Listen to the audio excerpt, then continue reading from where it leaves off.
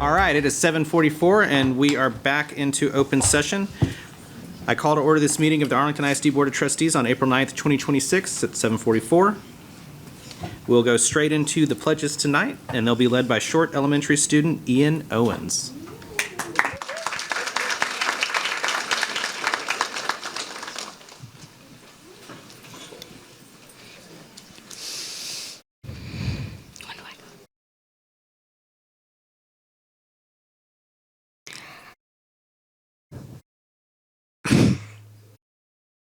I pledge allegiance to the flag of the United States of America and to the republic for which it stands, one nation, under God, indivisible, and liberty and justice for all.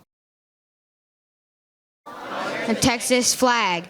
I pledge allegiance to the Texas, one state, under God, one and indivisible. All right, please be seated for a moment of silence.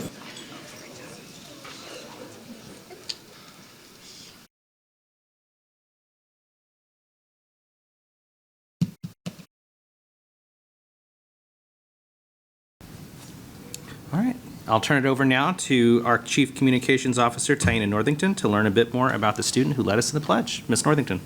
That's right. Amongst all of these young students out here today, we have one bright shining star from Short Elementary School. And I want to tell you, Ian actually says that he is a lover of all things reading. But as I got to learn and speak with him, I learned that he actually is a really strategic thinker. He's a deep learner. And when I asked him about what books he enjoyed, he said he really enjoyed long books that were challenging, which just goes to speak to how fascinated he is with learning overall. He's always learning, because he's in school. He got to participate in today's ice cream attendance party. So that was a big deal over at Short. He does have a huge crowd with him tonight outside of his grandparents. He's got some Short fans over there in the audience. So I just want to bring some attention to a strings teacher who is really passionate about what he, fueling his love to play the bass. And he says that it's also something that she's taught him a lot of the musical parts, and that she always supports him. And so I think as a child grows and learns what they love to do extracurricular, those teachers and educators that we have, that support group, means so much more, not only to our students, but to their families. A very bright man who says if he had his way, he would make an egg omelet every day. He loves omelets, and that just says it's like music, but making it in the kitchen. So I think there's a lot of future. I want him to know that we have a culinary program here in Arlington ISD. So as he continues to develop his skills, we're excited to learn more and maybe have some omelets for the board members in the years to come. So thank you so much, Ian, for joining us in the pledges this evening.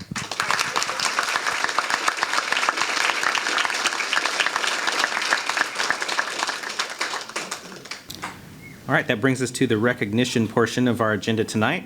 After our recognitions this evening, we will have a short recess to celebrate with our honorees in the lobby, so stick around for that. And leading the recognition portion of the agenda is Ms. Northington. I'll turn it back over to her now. Thank you so much, President Chopp and members of the board. Starting us off tonight, besides the full packed house, the majority of them are from Duff Elementary School. This is just a fraction of their choir. I want you to just note that they have a very powerful choir program led by Mr. Joshua Lewis, who was recently named the Teacher of the Year. So kudos to him as well.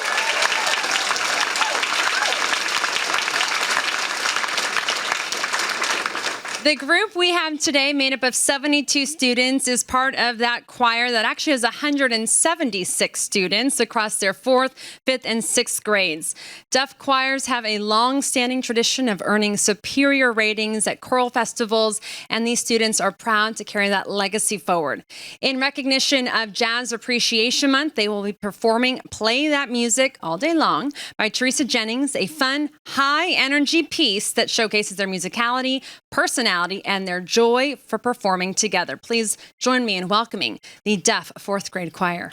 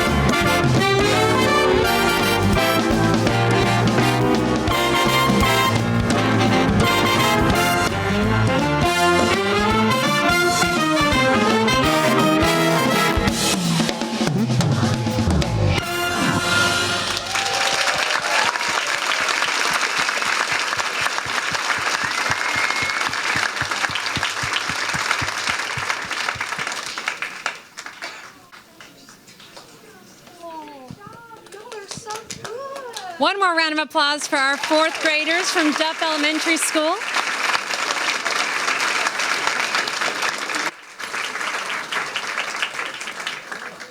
It's such a treat to hear from our students, but also to watch the energy of Mr. Lewis. I can imagine the parents have watched Mr. Lewis once or twice. I can see why he was named Teacher of the Year. I just took a recording. It's just that's the energy we want people to feel when they are passionate about where they work and they love where they work. And so we're going to make something of that because his facial features are excellent for the children and for us. As they clear with I'm going to let them have one more minute before we ask you to turn your attention to the screens this evening. So I'm going to give them another second or two so we can cue that up.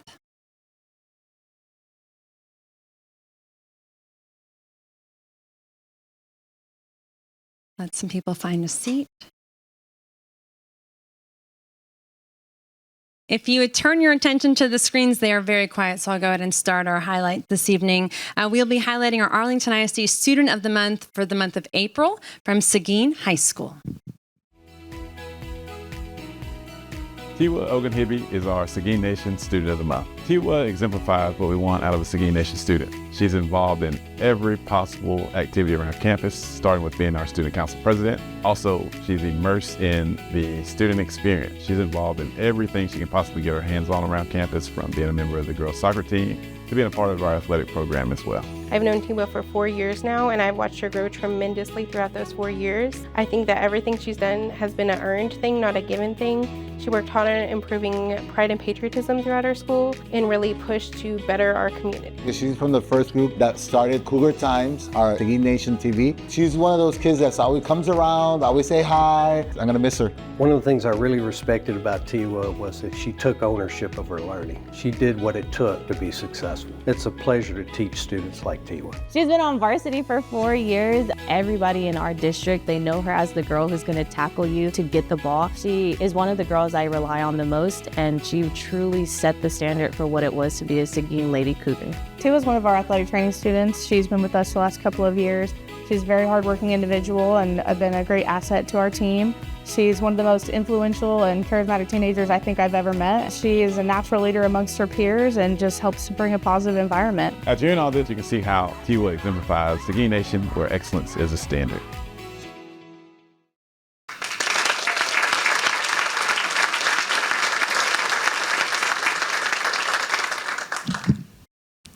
Good evening, President Kappa, Superintendent Smith, and board members. When I first came to Seguin High School, I was a kid who had attended charter school almost her whole life after my family had moved to the United States. The rules, environment, and people were all different, and although I was accepted by my peers, I never truly felt like I belonged. Everything was new to me, like trying McDonald's for the first time or learning a new form of greeting. I went from being around the same people almost my whole life to not knowing anyone. I was a timid kid, but knew I wanted to be involved in something that changed my community. And then I discovered the Student Council. Joining Student Council my freshman year is the greatest decision I've made in my high school years. It led me to growth and become the person I am today. Once again, high school brought me a home, a comfort I have never felt before. Being awarded AISD Student of the Month means a great deal to me because it shows the work I put in isn't going unnoticed. And I'm incredibly grateful for the support that's brought me here today. First off, I'd like to thank my assistant principal, Ms. Coronado, and my principal, Mr. Linton, for nominating and choosing me for this award. Next, I'd like to thank my advisor, Mrs. Brooks, who has played a major role in shaping who I am today. She has always held me accountable, challenged me to improve, and pushed me to become a better person, and for that, I am truly grateful. Another huge thank you to my soccer coach for always believing I can be better and there's room for improvement.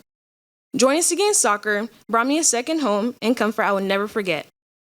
Another thank you to my athletic trainers, Coach Benitez and Coach Kennedy, for always loving and supporting me.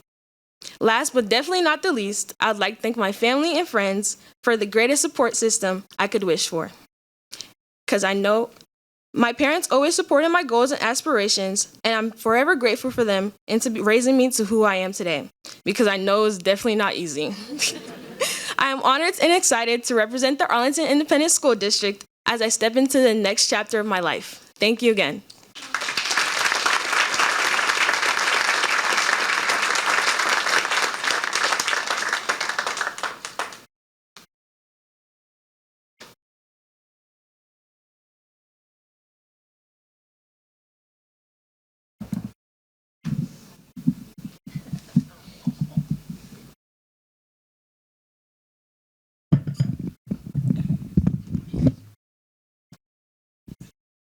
We don't often have this many people in the audience for these events, but I think you all can see why our Student of the Month honoree is such a big deal. We have amazing students here, and we are so proud of you and what you've done at Seguin High School. Obviously, you're a born leader, and so I can't wait to get you to come back and work in our school district in the future, just saying. But congratulations on such a well-rounded high school career, for putting yourself out there when you didn't know anybody and you wanted to take that big step in joining student council, because, as you said, that was a really important decision you made, and it's obviously paved the way for you for the future. We are proud of you. Remember, you always have a home in Arlington ISD. Congratulations on being our Student of the Month.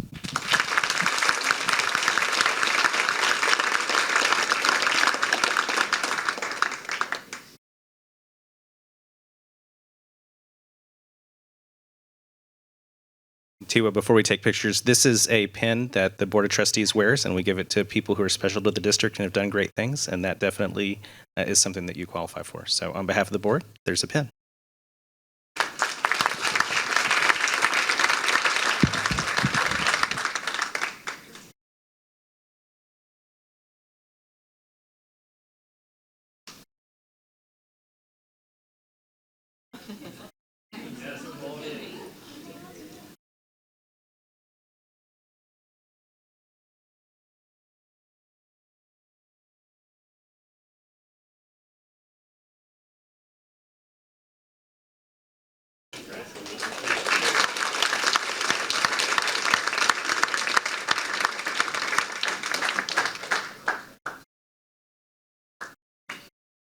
Continuing tonight's board honors, we're proud to recognize our 25-26 Arlington ISD District Spelling Bee winners.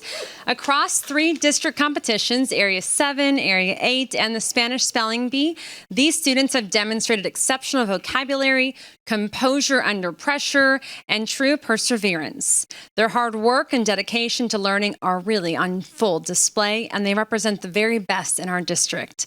We'll recognize our winners as I call your name. Please come forward. You'll start with Superintendent Smith. We have our Spanish Spelling Bee winner, 6th grader Emily Moreno from Bergen Elementary.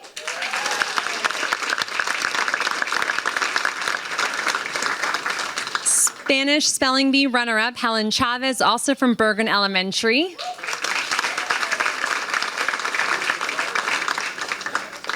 And Area 7 Spelling Bee winner, 6th grader Marcus de Guzman from Foster Elementary.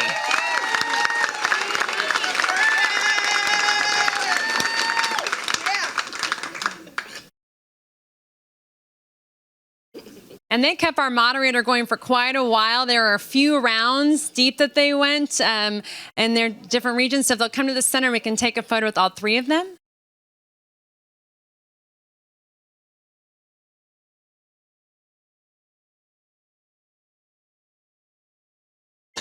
Congratulations.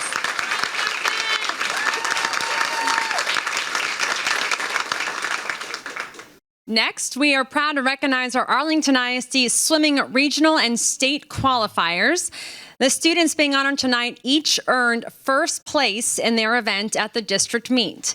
Competing and winning at this level is no small feat, and these athletes have set themselves apart from the very best. Their success has advanced them to that regional competition, with some even continuing on to the state level. There are many students that participate in swimming, so we're pleased to have many of them here with us. We're going to call their name by campus to be recognized, so if they'll come up from first. In the 8-6A district, we'd like to bring forward from Lamar High School, our swimmer is Jack Bedell.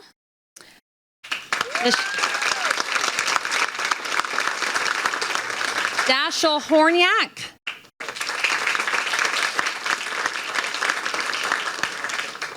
State qualifier, Carson Plemenden. and Nathan Siders.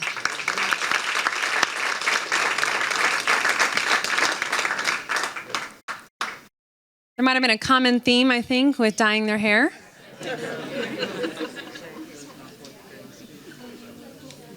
Until they got far.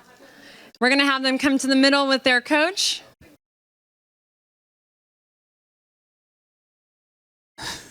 They didn't make him do the beard, okay.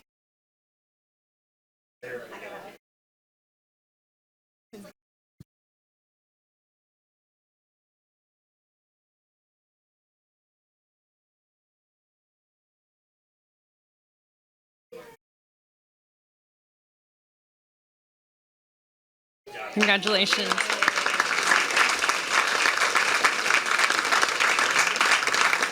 And for our parents in the audience to know, all of our photos do go onto our Facebook page and our Flickr pages. So if you wanted to catch one of ours, please be sure to follow us on there. Next, we'll have the students from Martin High School, our swimmers, come down. We have Kayla Bratton, Aspen Gray, Clara Laughlin, Megan Wynn, Corey Wilborn, Caroline Williams, Maya Zanders, Benjamin Boyer, Drake Burdick, State Qualifier Grant Hester, Mitchell Hung, Brian Wynn, Dean Schwabach, and last but not least, Dylan Trong. Say the best for last. There we go. With 16 top finishers, the Martin girls and boys team also took home the UIL 6A district title. So that's a huge congratulations to Martin. We're going to have them sway to the middle. We'll have their coach come down and we can take a formal photo. If there's medals, I know some of you guys have your medals. Please feel free to put them on.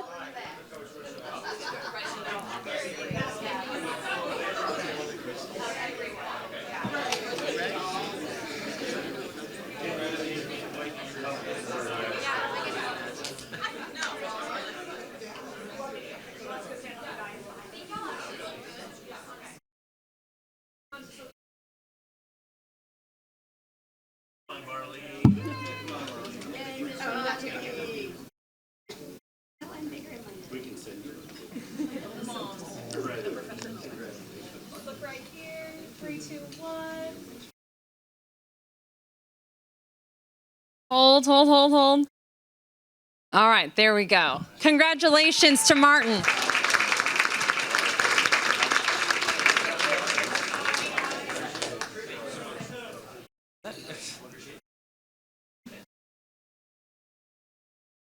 Last but not least, we have our 8 5A district swimmers from Seguin High School in the house. We have 2 state qualifiers.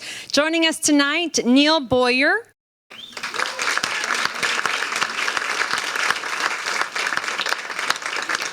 and state qualifier Jocelyn Garcia.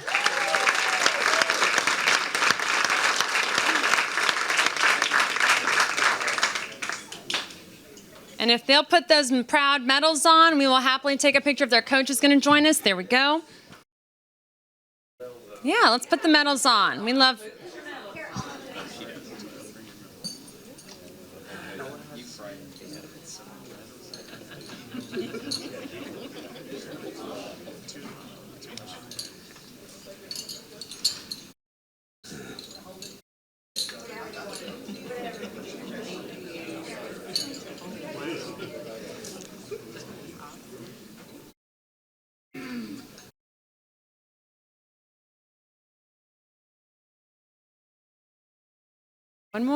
One more. Congratulations to Seguin High School.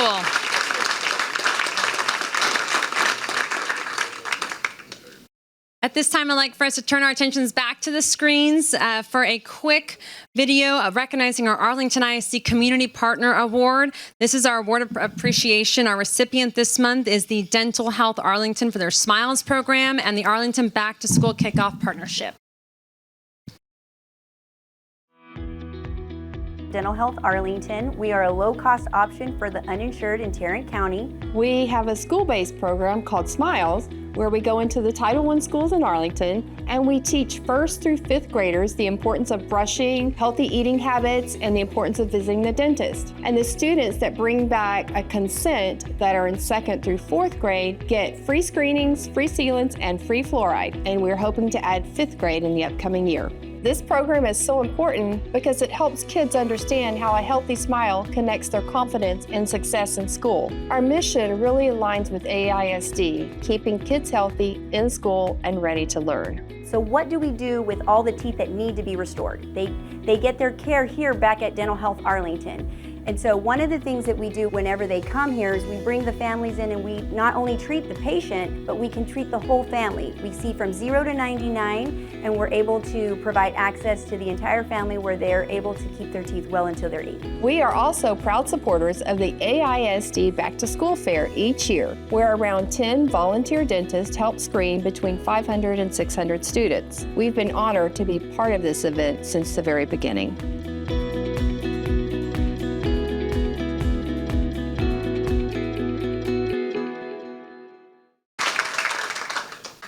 All right, good evening, Dr. Smith, President Chapa, and trustees. I want to thank you on behalf of Dental Health Arlington. I'm Briggs Sermon. I'm the president of the board of directors.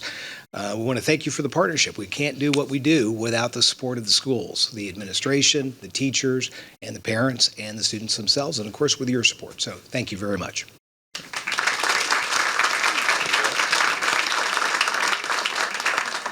President Chapa was kind enough to share the mic with me tonight because I serve on the board with y'all, and I have been able to see firsthand for the last 2 years what has gone on behind the scenes. I know that is so much more than is just in that video, and we are so thankful to you, Brig. For each of you, we are so proud to be partners with you because what you do for our school, for our program, is beyond just our students. You take it to the community, you take it to the families, and there is access to dental health care that would never have been there if it wasn't for y'all. Thank you for your partnership. Thank you for your fundraising efforts. And thank you for having the vision to want to grow, to include more families and more students in the coming years. Congratulations.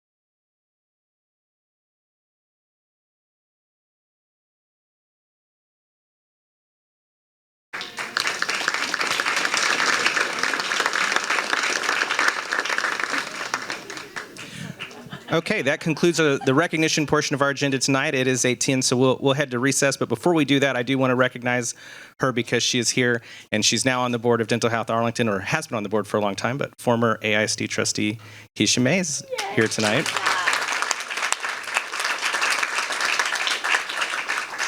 All right, we'll take recess at this point. Trustees, let's try to be back on the dais about 10 minutes. We're in recess. Okay, it is 8:27 and we are back from recess.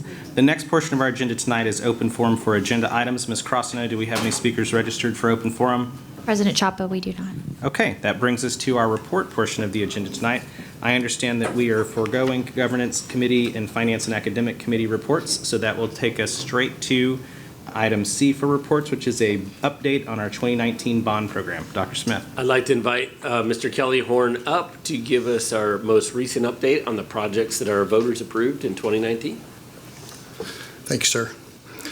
Good evening, President Chapa, members of the board, Dr. Smith. I'll jump right into this, and before I leave this slide, I'll point out that the inset picture is a picture of our newest softball field at Martin High School, and that field's in use currently. And then I'll jump right into where we are finance. This is a drastic change from the last time that I presented a few months ago, in the sense that most of our dollars now have been expended and across the board, and the portion that's allocated, of course, just this week we've expended another $40 million of that in the facility side. So we're moving quickly to have all projects in phase 4 and phase 5 contracted. We're down to our smallest projects. All of these projects, though, we plan still to wrap up by August of 2027 so that we can begin to close out the 2019 bond program.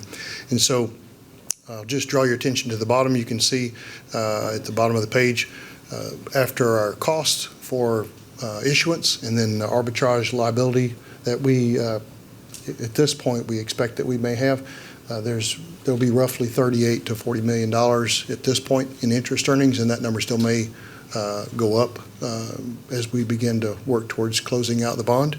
But this is updated as of March 25th of this year.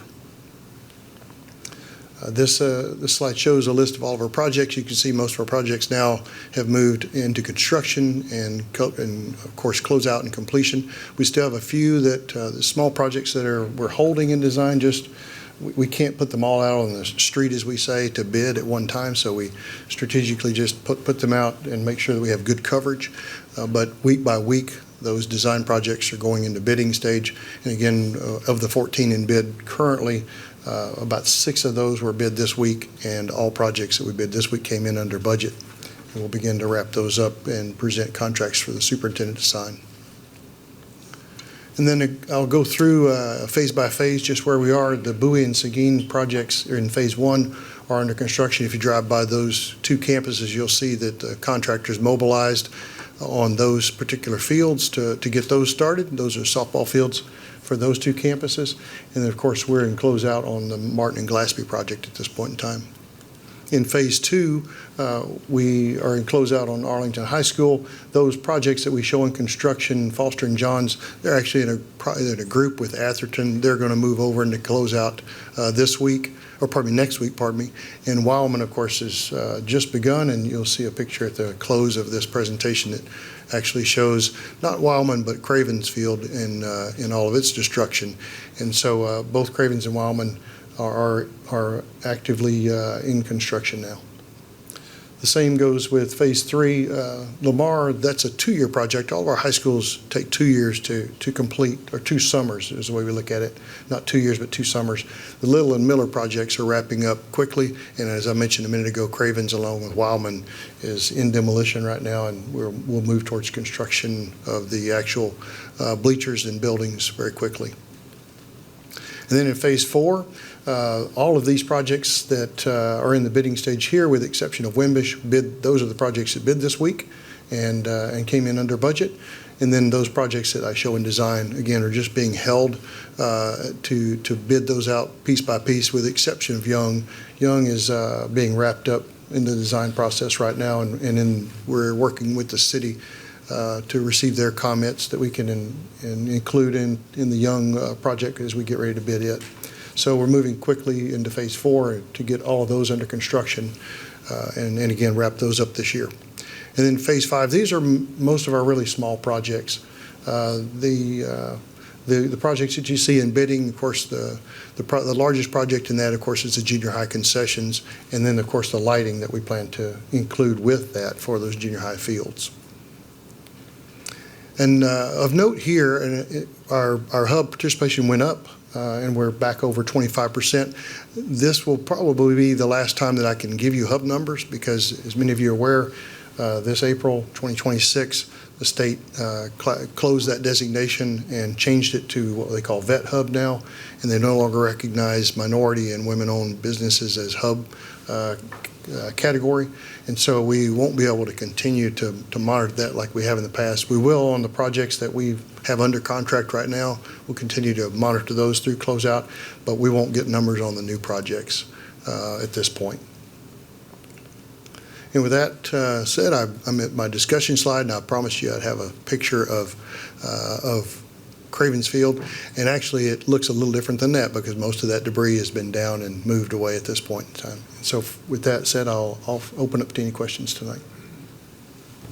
Thank you, Mr. Horn. Are there trustees with comments or questions? Ms. Fowler. Thank you, President Chapa. Thank you, Mr. Horn. Okay, you mentioned about the hub, and you can't give us the numbers, but will the district still strive to use the To the best of our ability, we will still continue to try to encourage like local participation but the state's taken that designation away entirely, and so our contractors will no longer be able to provide the numbers like they had before because the designation is not recognized. But I do hope we'll continue to use those businesses. Yeah, we know those businesses well, and again, local and minority businesses that we can. To the extent that we can, we'll continue to strive to do that. Thank you. Thank you, Ms. Fowler. Mr. Mike. Yes, thank you, Mr. Horn, for your presentation.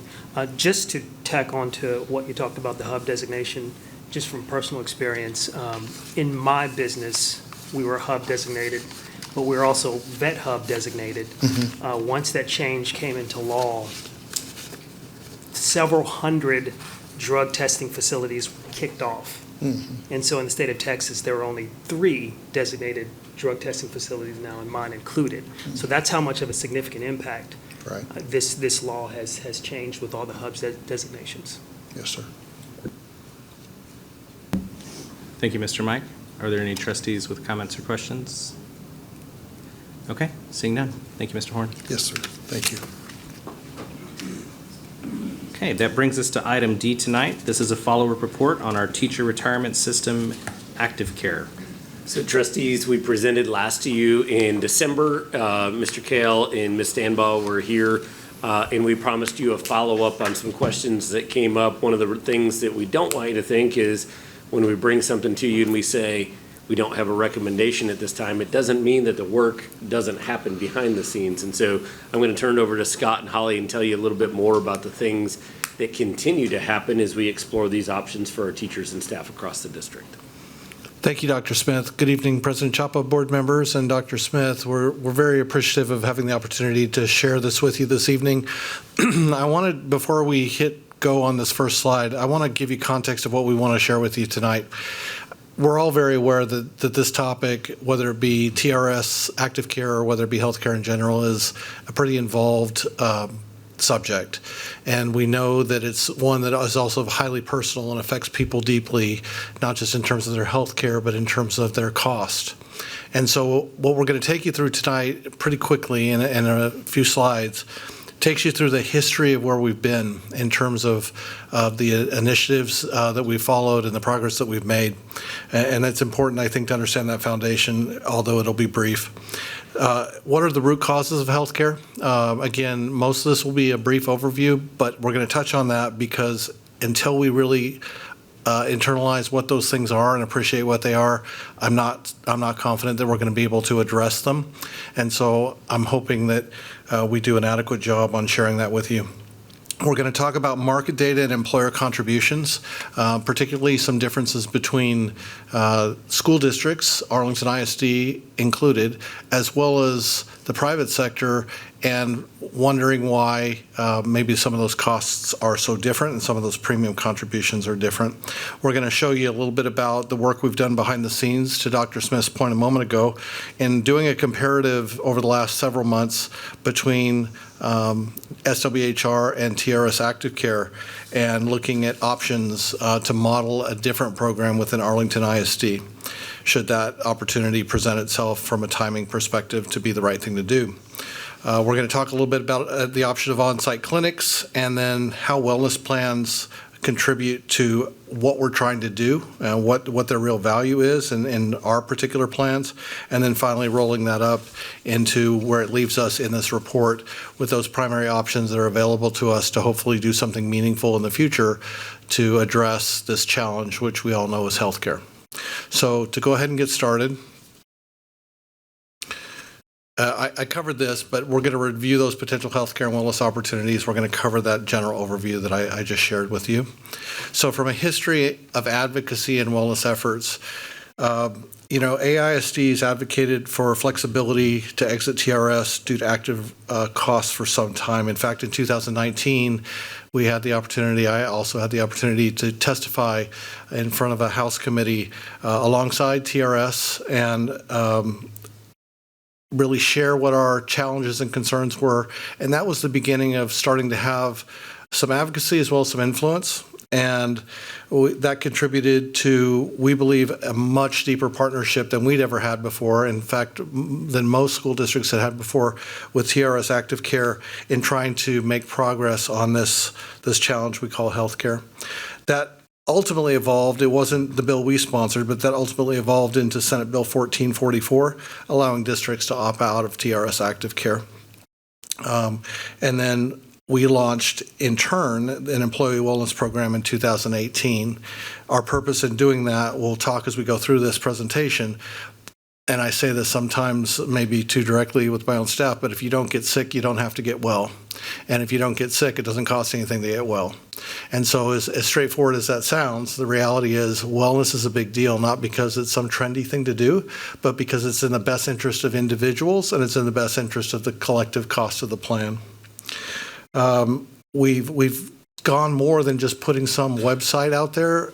We actually have wellness champions at every single one of our campuses, and it really has enculturated itself over the last several years to be more of a norm than something new that people are getting used to. And we focus now much more than we used to on prevention and healthier employees. And lots of research is out there to show that incentives improve engagement and outcomes, and our wellness program includes those incentives as well. We'll talk about maybe we expand those going forward. I'm going to let Holly Stambaugh, our Director of Compensation, take over here for a minute, and then I'll pick back up in a second. Thank you. So to continue with Scott's messaging, we recognize that healthcare costs continue to rise every year. And so this is a little bit of summary of what those root causes are. Gallagher provided us some resources that are market-wide data on rising healthcare trends. So I just want to share that it's not unique just to Arlington ISD. It's statewide, and it's actually national as well. We do have about 20 high-cost claimants, and those 20 high-cost claimants are $11 million of our $45 million claims. Although we have $45 million in claims, we're taking in about $40 million in premiums. So what that means is what we're bringing in, we're costing about $5 million more than what we're bringing in. And right now, TRS is taking that cost. We are part of Region 11, which is a high-risk, high-claims region. And as part of that region, we see those rates continue to increase every year. So Arlington ISD is pooled with other districts.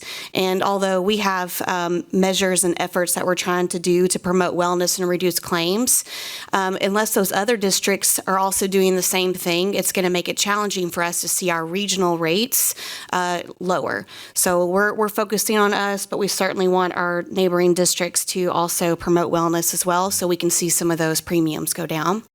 Every year we see about a 10% increase in healthcare in our premiums, and we've seen that pretty much the past several years. So we're anticipating that we'll see that again soon. We're anticipating to get our rates in May.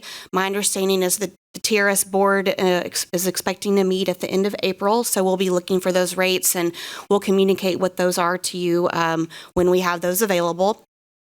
I can share that our claims have gone down.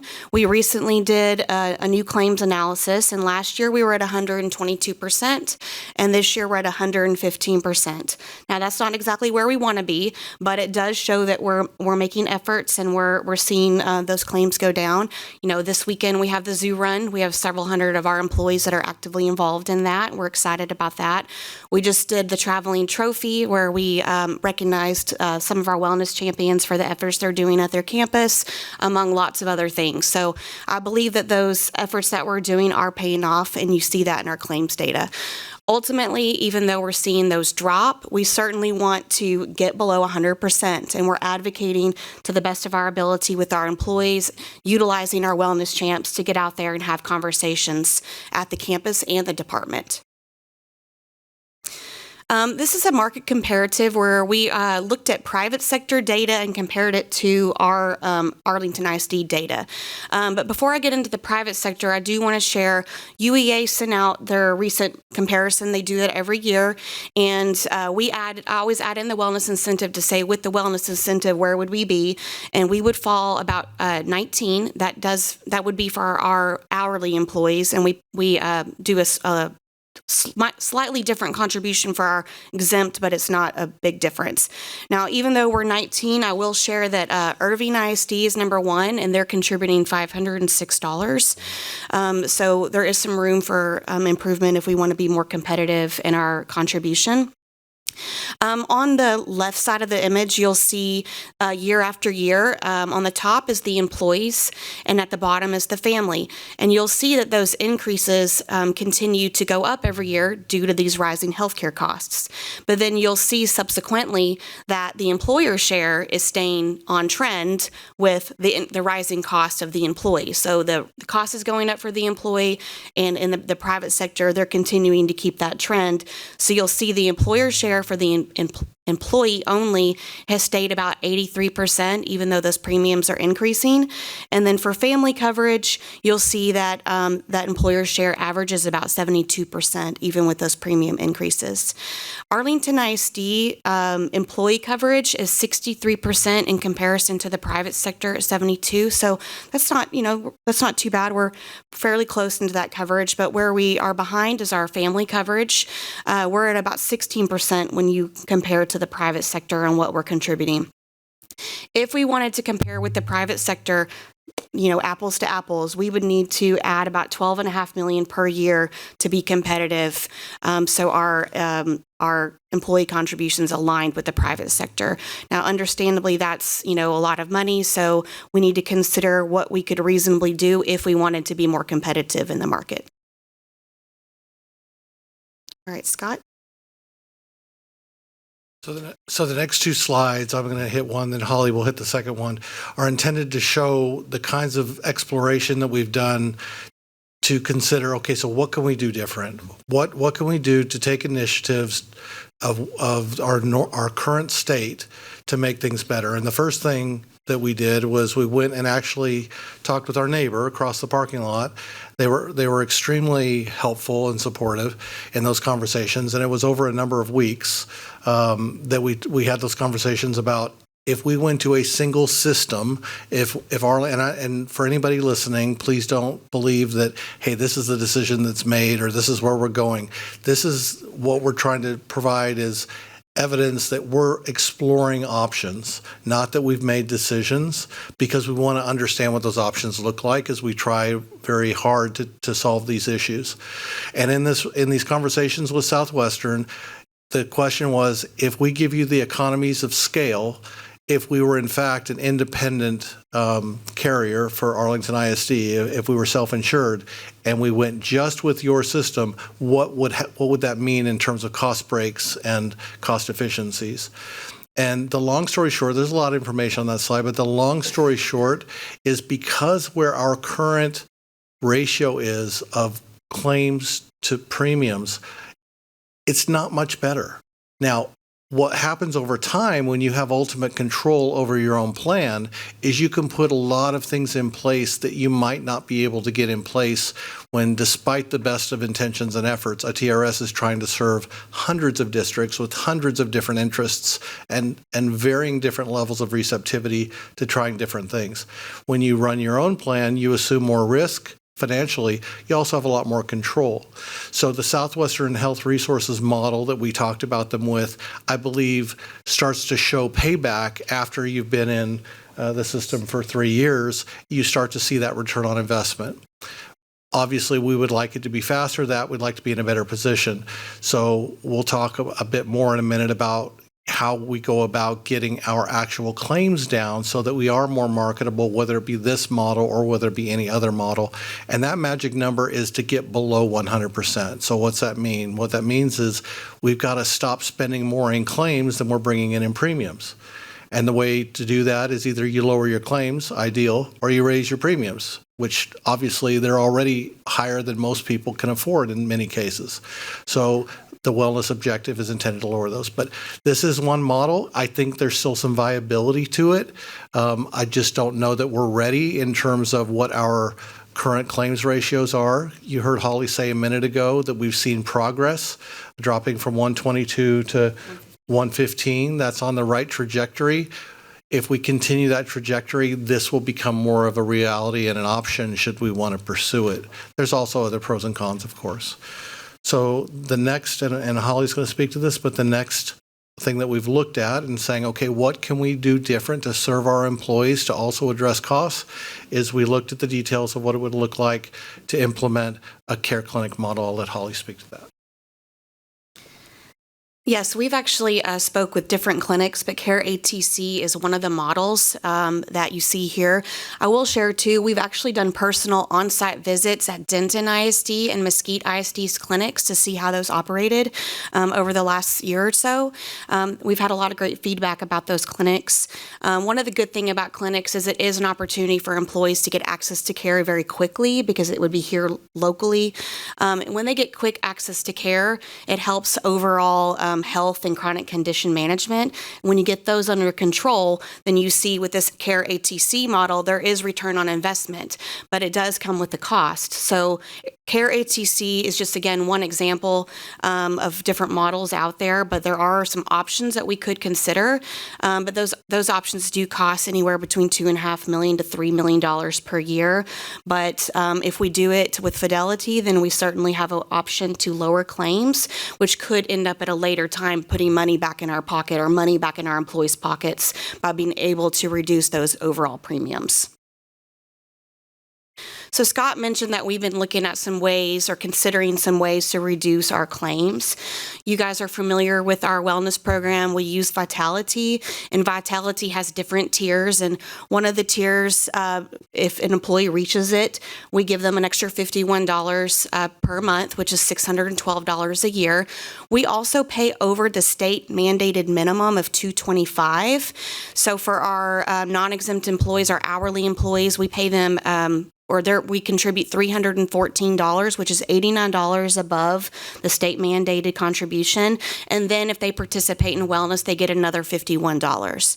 Now, one thing we're not doing today is requiring the biometric and requiring the health assessment. The health assessment just takes a few minutes, but it gives you a lot of good information about where you can improve.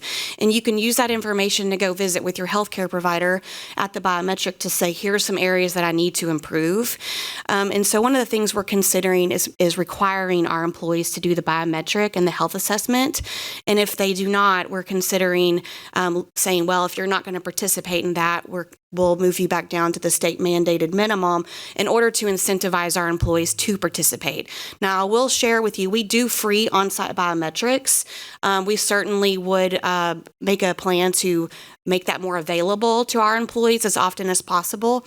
We also provide wellness points, is what we call them, towards their overall points if they go see their own healthcare provider, because we're trying to incentivize them to go, but we do on-site biometrics here at the district for free. Another thing that we're considering is adding another tier. That other tier, we targeted that that it would be $189 per employee per month. Now that tier is going to come with a lot more effort. They would have to use the biometrics, and let's say that it reports back that their cholesterol is high. Now again, none of these come to us. All this is confidential. But they would work with their healthcare provider, and they would say, here's the things that you need to show improvement on. That's reported back to our Vitality. And when you see those changes to their overall health, they get points for that. And the more points they get will put them into this next tier where they would be eligible to get not only the $51, not only the $89 that we're giving, but also the $189. So that contribution is it's $554, which would actually put us at the highest on the UEA rating if we had employees doing this right here. It also would be a claims reduction strategy, which is really what we're trying to achieve, having our employees be well. And this model right here is based on 25-26 rates. Like I shared, we don't have 26-27, but with this platinum tier at $189 with today's rates, we could have employees paying nothing per month just for participating in wellness under this model that we're considering. All right, turn it back to Scott. So I'm going to go ahead and summarize at this point, and to start that, I'm going to just put a bow on what Holly just said.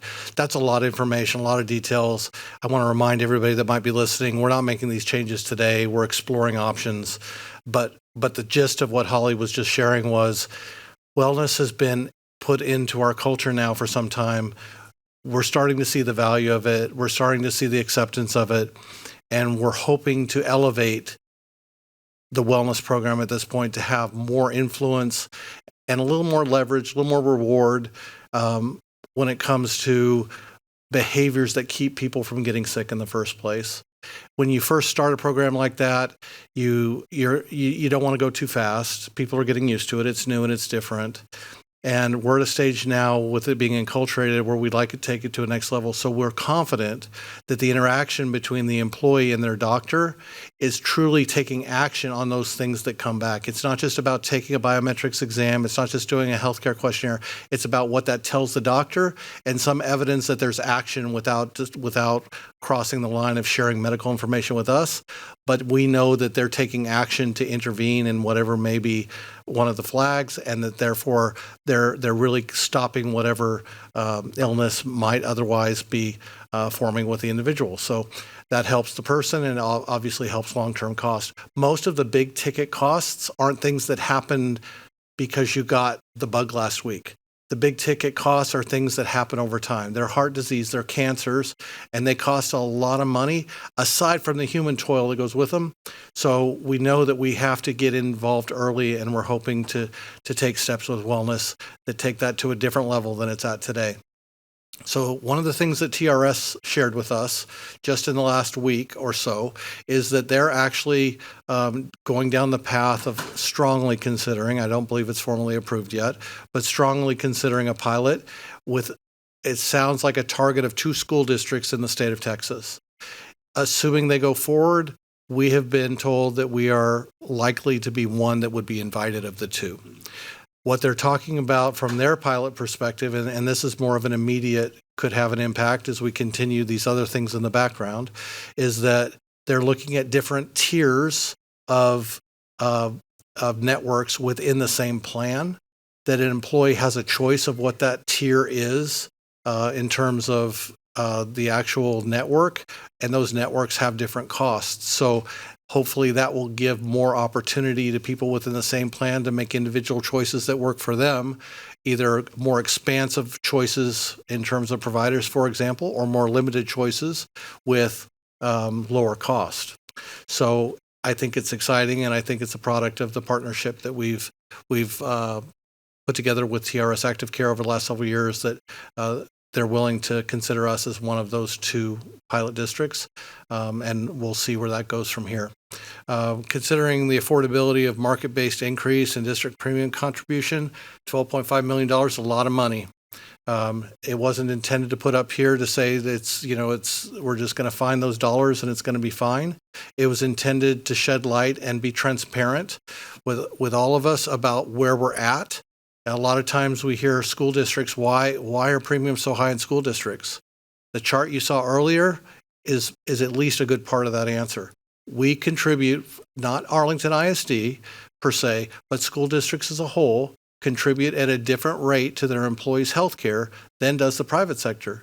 And there's reasons for that, and we're schools and we have different budgets, and that's all true. But the end result is you either have to increase contributions or lower claims in order to get premiums to go down.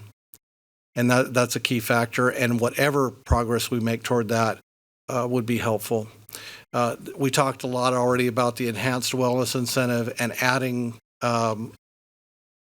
both a carrot and a accountability standard to our wellness from where it's at today. In other words, a little bit more of an incentive dollar-wise, but also a little bit more at risk above the contribution that's already made above the state minimum. To say, for example, again, anybody watching, these decisions have not been made. We're only brainstorming. But for example, to say you might really actually have to be in wellness to be in our healthcare plan or to get our contribution above the state minimum. I'm not saying there's not pros or cons to that, but we're looking for a way to incentivize people to really engage in this wellness initiative to lower the incidence of illness and the costs that go with them. And then developing on-site clinics. We know there, as Holly mentioned, that there are clinics that have been successful. They give more access to their employees. Illnesses get addressed more quickly. It also, a little tidbit, is many of you have probably seen the emergency dock-in-a-box type places. The ones that actually say emergency room on them, you recognize, I would assume, that those are not full-blown emergency rooms, but they bill very close to it. So if you have the flu and you think you're going to a provider that is just, a general doctor, but in reality it says emergency room, from a cost structure, it's very similar to going to any of our hospitals' emergency rooms from a billing perspective. Most of our employees don't know that. And not only do they get hit with the respective employee cost of going to an emergency room after the fact, but the system and the plan gets hit with it as well. And so having something like an on-site clinic not only would give more immediate access to care, it would solve problems like that to give employees really real options at a very different cost structure. And then finally, if you roll all those things up, start to make some progress, whether it be in a contribution with a modified pilot with TRS, whether it be some version of an on-site clinic, of which there are multiple different ways to do that, whether it be a partnership with THR next door, any combination of those things, including pushing really hard at taking wellness to a different level with incentives and accountabilities from where it's been in the past, can get us to a lower claims ratio to our premiums. And once we start getting below 100%, we become marketable and we become much more in control of our own destiny and our own outcomes to get the healthcare plan we want at the cost we want. So I appreciate your time and the opportunity to be here. Thank you for that, and we're happy to take any questions you may have. All right, Mr. Kell, Ms. Stambaugh, thank you. Trustees with comments or questions? We'll go first to Mr. Mike. Thank you, Mr. Kell and Ms. Stambaugh. Very thorough presentation. To see the effort that you all put into this and background, this is really, really good presentation. I do have a few questions. I think it's eye-opening to see that there are 20 high-cost cases that cost the district $11 million. Do you foresee that is going to be a continuing trend, or do you see that maybe some of those costs will go down? I think it's a great question. The high-cost claims throughout my career, whether it be here in this role with the school district or in other HR director and senior leader roles, I've been in other organizations, it is very consistent that there's a small number of cases that consume the majority of your costs, and they're almost always related to illnesses that occurred over time, like the cancers and the heart conditions and so forth. I don't think it's an anomaly. I think the only way to get to it is to get to the root cause of those things that contribute to those conditions. And it's really hard to get the organization, and I don't mean our school district, but any organization's momentum toward that, because the return on investment really comes years later. The things we'd intervene in today would probably stop a heart attack or a cancer 10, 12 years from now. But it doesn't mean we can't start chipping away, but I don't think it's an anomaly. I think that is typical. And then just going to slide 7, that the clinic model, which I really am impressed with. I see the one-to-one ROI. Is that one-to-one ROI just for the clinic model, or is that one-to-one for the entire, I guess, concept when we're talking about wellness and everything? This right here is just for the clinic model, but I certainly believe that it would marry against what we're doing overall. And so doing the wellness program that we have, whether it's enhanced or not, married with this, I think both together could really make a big improvement. Yeah, I agree. I totally agree. And then as far as the options, you've got 4 different options, and then you've got the cost estimate.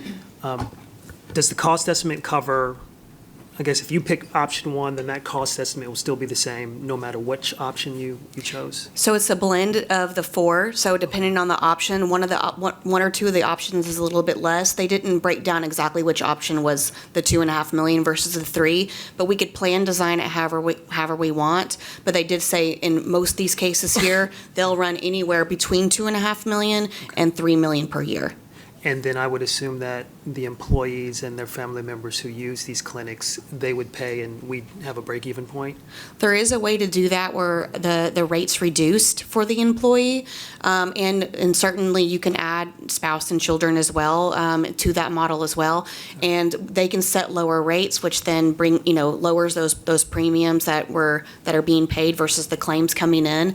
And so it's really plan designed, and we certainly can look at this model, and there's other models out there as well based on what fits the need for Arlington ISD.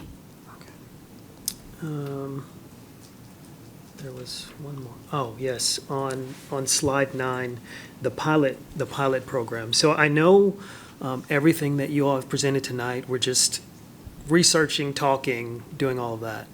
Do we have any idea on when or how likely this pilot program would come online? So the information that's been shared with me is that it is very imminent. I'm trying to let TRS lead in this. I know they have to go to their board. They may or may not have done that at this point for approval. And when it gets firmed up and hopefully approved, I'm confident I will get a phone call very quickly. And then do you anticipate, I know I've got all these questions, right? Do you anticipate, if that call comes, that you're going to put together some type of this strategy with the wellness and clinic? I mean, do you anticipate that's what you're going to do? Right. So if the opportunity comes to fruition with a pilot with TRS, there is absolutely no reason that it can't also be complemented by these other things. I think the timing of hearing this still gives the opportunity that it could be implemented with open enrollment this coming summer, but I have to let them lead on that because it's obviously their initiative. But we have no intent of just walking away from everything else. I think the objective is to put as many pieces of leverage against this problem as possible to try and make better progress than we've made in the past. Thank you. Yep. Yes, sir. Thank you, Mr. Mike. We'll go next to Ms. Fowler. President Chapa, thank you both for this presentation. I am very much in favor of a district care clinic. I think that's really something we need to focus on. I think our employees would appreciate it, and it's a way to maybe bring down cost. You mentioned about, the smaller emergency rooms that people don't realize it's emergency rooms. Is there a way, because the smaller emergency room is not going to tell them, do you realize we're going to charge you emergency room prices? Is there a way that we could flag an insurance card that would make the people say, you realize this is the same as an emergency room? Is there anything that we could do on that to alert our employees? It's a really good question. The answer is never going to be no. There's always something we can do that's more informative and helpful than what we're doing today, because it is a problem. I think whatever version of marketing campaign, there's an opportunity to do some version of a marketing campaign of awareness. I completely agree with that. I don't know if it's a card or if it's something else, but the point is well taken. Maybe a list of available places, and they have to go to one of those, not these emergency room places. I do want to share something that I think is of value. We partner with Communications in the fall, and we sent out a memo, I think it went out in the December, where we talked about this. And coincidentally, when we looked at the claims data, December was one of the lowest claims months. It was like in the low 80s, and I was quite surprised because that's typically when people go to the doctor. Yeah. I can't say with all certainty that strategy worked, but I think the strategies that we're doing are showing that our employees are paying attention. So I think that we can continue to market that information, knowing that happened, and we can continue to look at the data to see if it supports the communicating more and putting that out to our employees and teaching them and guiding them in the right direction. Maybe there could be a way to log in, because everyone uses their phone for everything, and either an app or a login that takes them right to that information, and then they could look and see the available places. Some of those are great ideas. Some of the challenges are, at the moment, we're in a TRS sponsored plan. At whatever point, if we chose to be in a self-insured plan, it was all ours. So I think we can still market, we can still remind people, by the way, your costs and your premiums to go to this location, that location is much higher. And that can supplement what TRS already does. Whatever we do has to supplement it, though, versus necessarily being inside the TRS active care system. They've been very receptive, though. I have to give them a lot of credit. They have been listening, and they have been trying very hard. They just are trying to serve the interests of multiple school districts. So we're looking for those things that complement, but we will absolutely continue to brainstorm of what we can do to better inform our employees. Good. Thank you. Yes, ma'am. Thank you, Ms. Fowler. Ms. McMurrow. Thank you, Mr. Kale and Ms. Stambaugh. I know that all of these strategies we are very much just exploring, but I want to echo what's already been said and go ahead and say that my favorite strategy on here is absolutely the employee clinic. I think that the return on investment would absolutely be sustainable, because that's what I'm trying to think of, is what can be sustainable as all of these strategies make an effort for us to take care of our employees. I think that the wellness clinic itself would provide for that health measure that we have, to my knowledge, not capitalized on as a school district yet. And for a district of our size, especially given that a lot of our employees, when I ask, like, hey, why don't you participate in the wellness plan?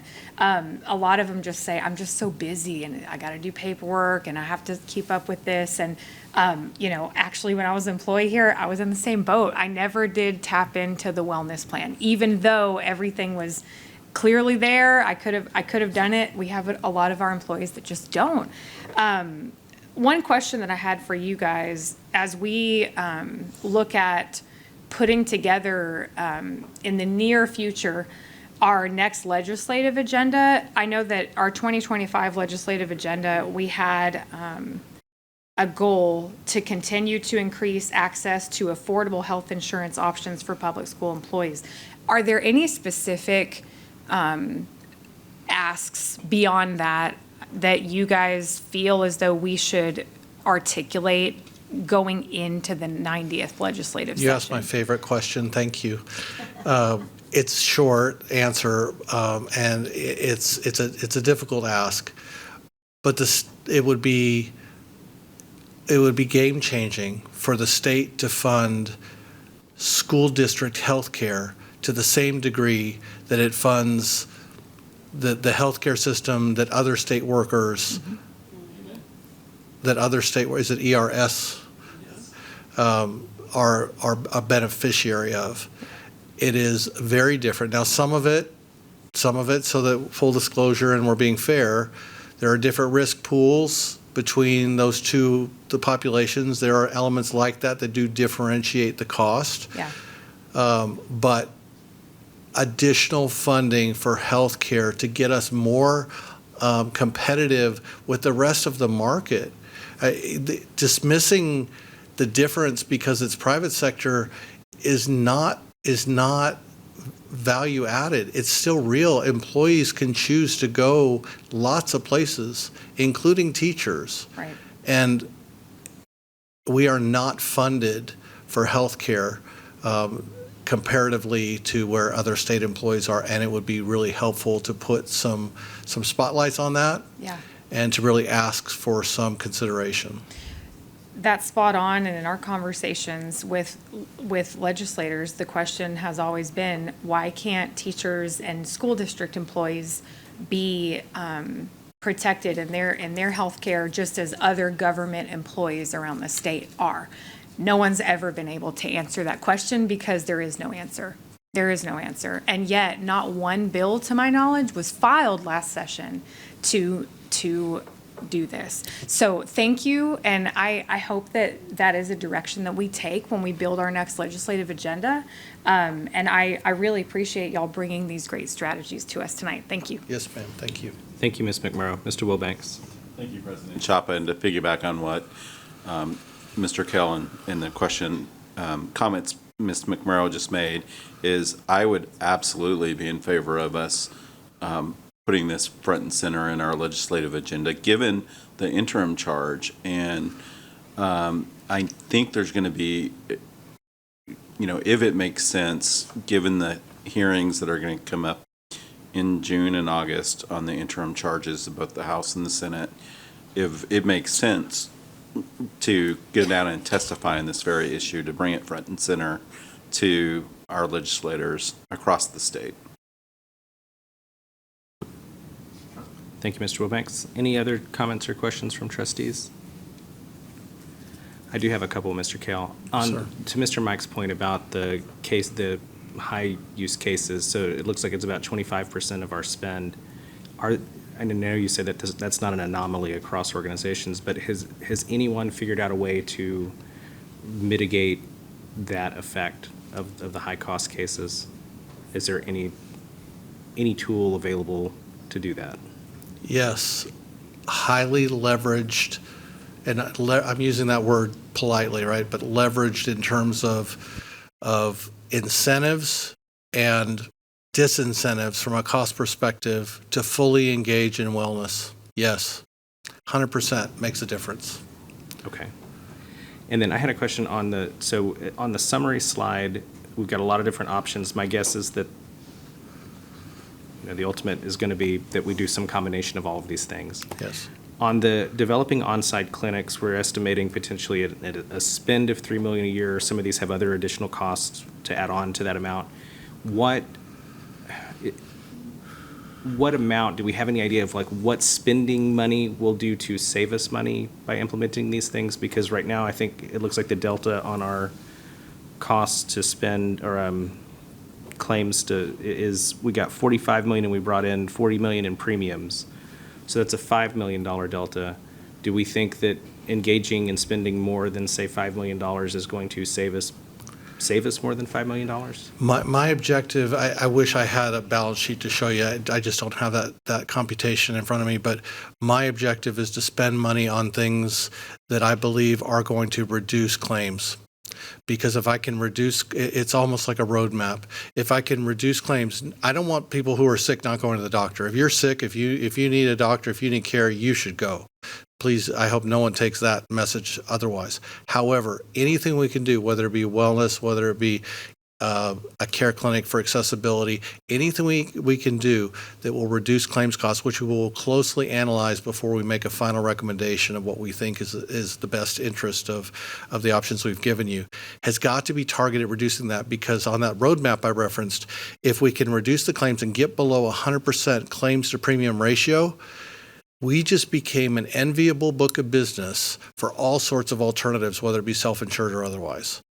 And so, well, I admittedly do not have the formula to directly answer the question. I can assure you that when we make a final recommendation, it will come with that, and it will come with the target of having a direct impact to reduce claims so we can get toward that outcome of having more control over our own plan and all the elements that go into that plan in terms of choices and size of network and the costs that are associated with it. Okay, and then on this last bullet point here, potentially pursue a transition to self-funded plan once claims ratios reach 95% or below. Are you aware of any school districts that have reached that threshold? I am not aware of any school districts that have reached that threshold. I have complete confidence we can reach that threshold if we do some of the things that we talked about. Okay. Well, the TRS Active Care Pilot Program sounds pretty intriguing. I hope to learn more about that. I mean, it once upon a time, public sector work was maybe not the best pay, but like you made up for it in a lot of ways with great benefits. And over time, I think that's been significantly eroded in education. So hopefully that's something that comes to fruition. If there are no further comments or questions from trustees, then that's it. Thank you, Mr. Kale. Thank you for your time. That brings us to our last report tonight. This is a key progress measures report on campuses in need of improvement. Dr. Smith. Dr. Champion's on his way. As we told you all, we would be bringing you this on a monthly basis just to specifically talk about the key progress measure that we're working on to address some of our campuses that are struggling with some accountability ratings. And he has a couple of amazing principals here this evening that are going to share their work as well. President Chapa, Board of Trustees, and Dr. Smith, it's my pleasure tonight to expand on our conversation we had at the last board meeting where we took a look at some of our student results and then are bringing forward the question, what about our schools that were rated a D or an F, and have they made gains? What does that look like? And so tonight we're going to be focusing on that key progress measure and hearing directly from a couple of outstanding campus leaders. So tonight we're going to start with taking that benchmark data that we looked at for the whole district last time and look specifically at our D and F campuses. But before we get to that data, I want you to take a look at this slide. This slide, the gray bars show our campuses that were rated D or F in the STAR accountability ratings in 2025. And then the dark blue color is what their most recent benchmark score resulted in. And what you want, obviously, is things to shift to the right. And that's exactly what you see here. The majority of campuses that were Fs shifted to at least a D, maybe even better in some cases, and Ds moved to Cs and Bs. And so progress is being made. Another way to slice and dice this data is this dot chart. I want to thank our friends at Research and Accountability for putting this together for us. It takes a look at our schools and if they grew or if they stayed the same or if they went backwards. So going backwards is that pinkish color toward the bottom. I've been told that's salmon. So the salmon colors you see, those are those two schools that were rated F or D. They actually went backwards slightly. The three dots right on the zero on that x-axis, those are three schools that their ratings didn't change. That data didn't change. All those teal dots that show a flow kind of heading upward. Again, that's the direction you want to see.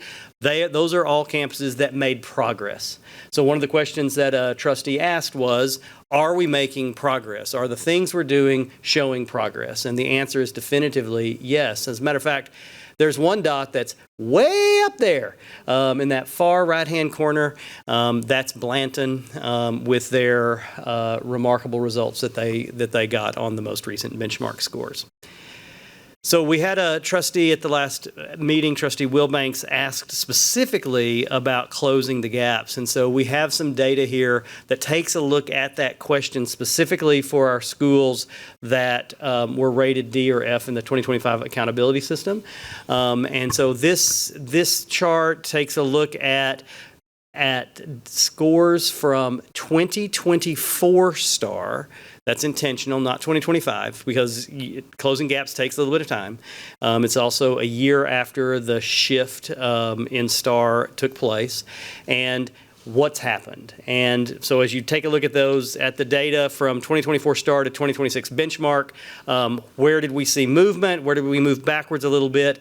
And where did we see movement forward? The darker the red, the larger the gap. The darker the green, the larger the increase. And so you see some, like, again, bottom right, the last row shows former special education in the master's section actually grew 12 percentage points. Started at 9, but still grew 12 percentage points. Overall, a lot of good growth. American Indian makes up about 0.4% of our student population. Pacific Islander makes up about 0.2% of our population. So just a handful of kids in those areas obviously make a dramatic difference one way or the other. This happens to be math. The next chart is the same data, but for reading. And again, you see a lot of green, frankly, on this chart. Again, the question is, are we making progress? Are we seeing positive movement? The answer is yes, we are. Another thing we know that trustees are always interested in is, so what exactly are campuses doing? And so I am honored to have two of our principals, Alicia from Thornton and Aaron from Workman, to talk very specifically about what they're doing on their campuses. And I'm going to turn it over. We're going to start with Thornton. Alicia? Thank you, Dr. Champion. President Chapa, Dr. Smith, and trustees, I'm humbled to be here because when we talk about accountability, coming to share about what's going great at our schools is something that I value and that I thank. So I appreciate the time to be able to share about the highlights. So I want to start first with one of our drivers, our campus improvement drivers. And so while there's many things going on great at Thornton that are helping with improvement, these are the three that are making the most impact. And so the first one here is a clear focus on goals. And the two items that you see here are student trackers and teacher trackers. And some of these pictures actually go along with several of those drivers. So Christian, for example, one of the students there, has a tracker on Imagine Math. And so one of our the things that we're working on are wildly important goals. And so thanks to the district and some of the professional learning that we've been getting, we're focusing on wildly important goals. And so that starts from the top. And we have one for reading, we have one for math, and from there it funnels down to what the teacher goals are and then to the student goals. And as you can see here, we're focusing on student goals and tracking their growth. And so you also see another one there that also tracks their progress by the unit assessments. And so teachers are having data conferences with the students, they're discussing their growth, and then from there, that affects Tier 1 instruction because then that's when teachers adjust what they need to do for their Tier 1 instruction and then the small group instruction. And so hence the third picture there as well with the teacher small group instruction. The second driver for our campus is one that's dear to my heart because of the community that we serve. And so we have best practices for EB students, our emerging bilingual students. And so 75% of our students are English language learners, EB students, emerging bilingual, Spanish-speaking students. And so thanks to the partnership that we have with World Languages and the curriculum and instruction team, we are able to deliver some professional development that is systematic. And so that's important. And as far as feedback, we thank you because if we didn't have the professional learning that's systematic, that support from the district, then some of these things would not be able to happen. And so we are a campus of one-way dual language, and we have that from pre-K through third grade, and we're adding fourth grade next year. And so we are also a CBLI campus, content-based language instruction. And so that can go for any EB student, whether they speak Spanish or not. And so the strategies that are embedded in the one-way dual language and the CBLI are all strategies that are good for any student, but especially important to our EB students. And so while I know we have the big three that we focus on and the productive struggle, CBLI and one-way dual language, but particularly CBLI does focus on that because one of the strategies is systematic reading and writing activities. And so for EB students, being able to speak in front of others, in front of their peers, with their peers, and reading is very important because there's also a culture piece to working with our EB students. And so that helps with that productive struggle and being engaged in academic discourse for our students. We partner again with world languages with that, and again, that helps our students be able to articulate what they're learning in reading and writing activities. The third driver for our campus is systematic support for our teachers and students. And so for a campus our size and with the 75% of our EB students, that's very important. So for our teachers, we have instructional coaches that help support our teachers. We have the partnership with world languages, and so they come to coach our teachers as well. And so when I say systematic, we started the training at the beginning of the year.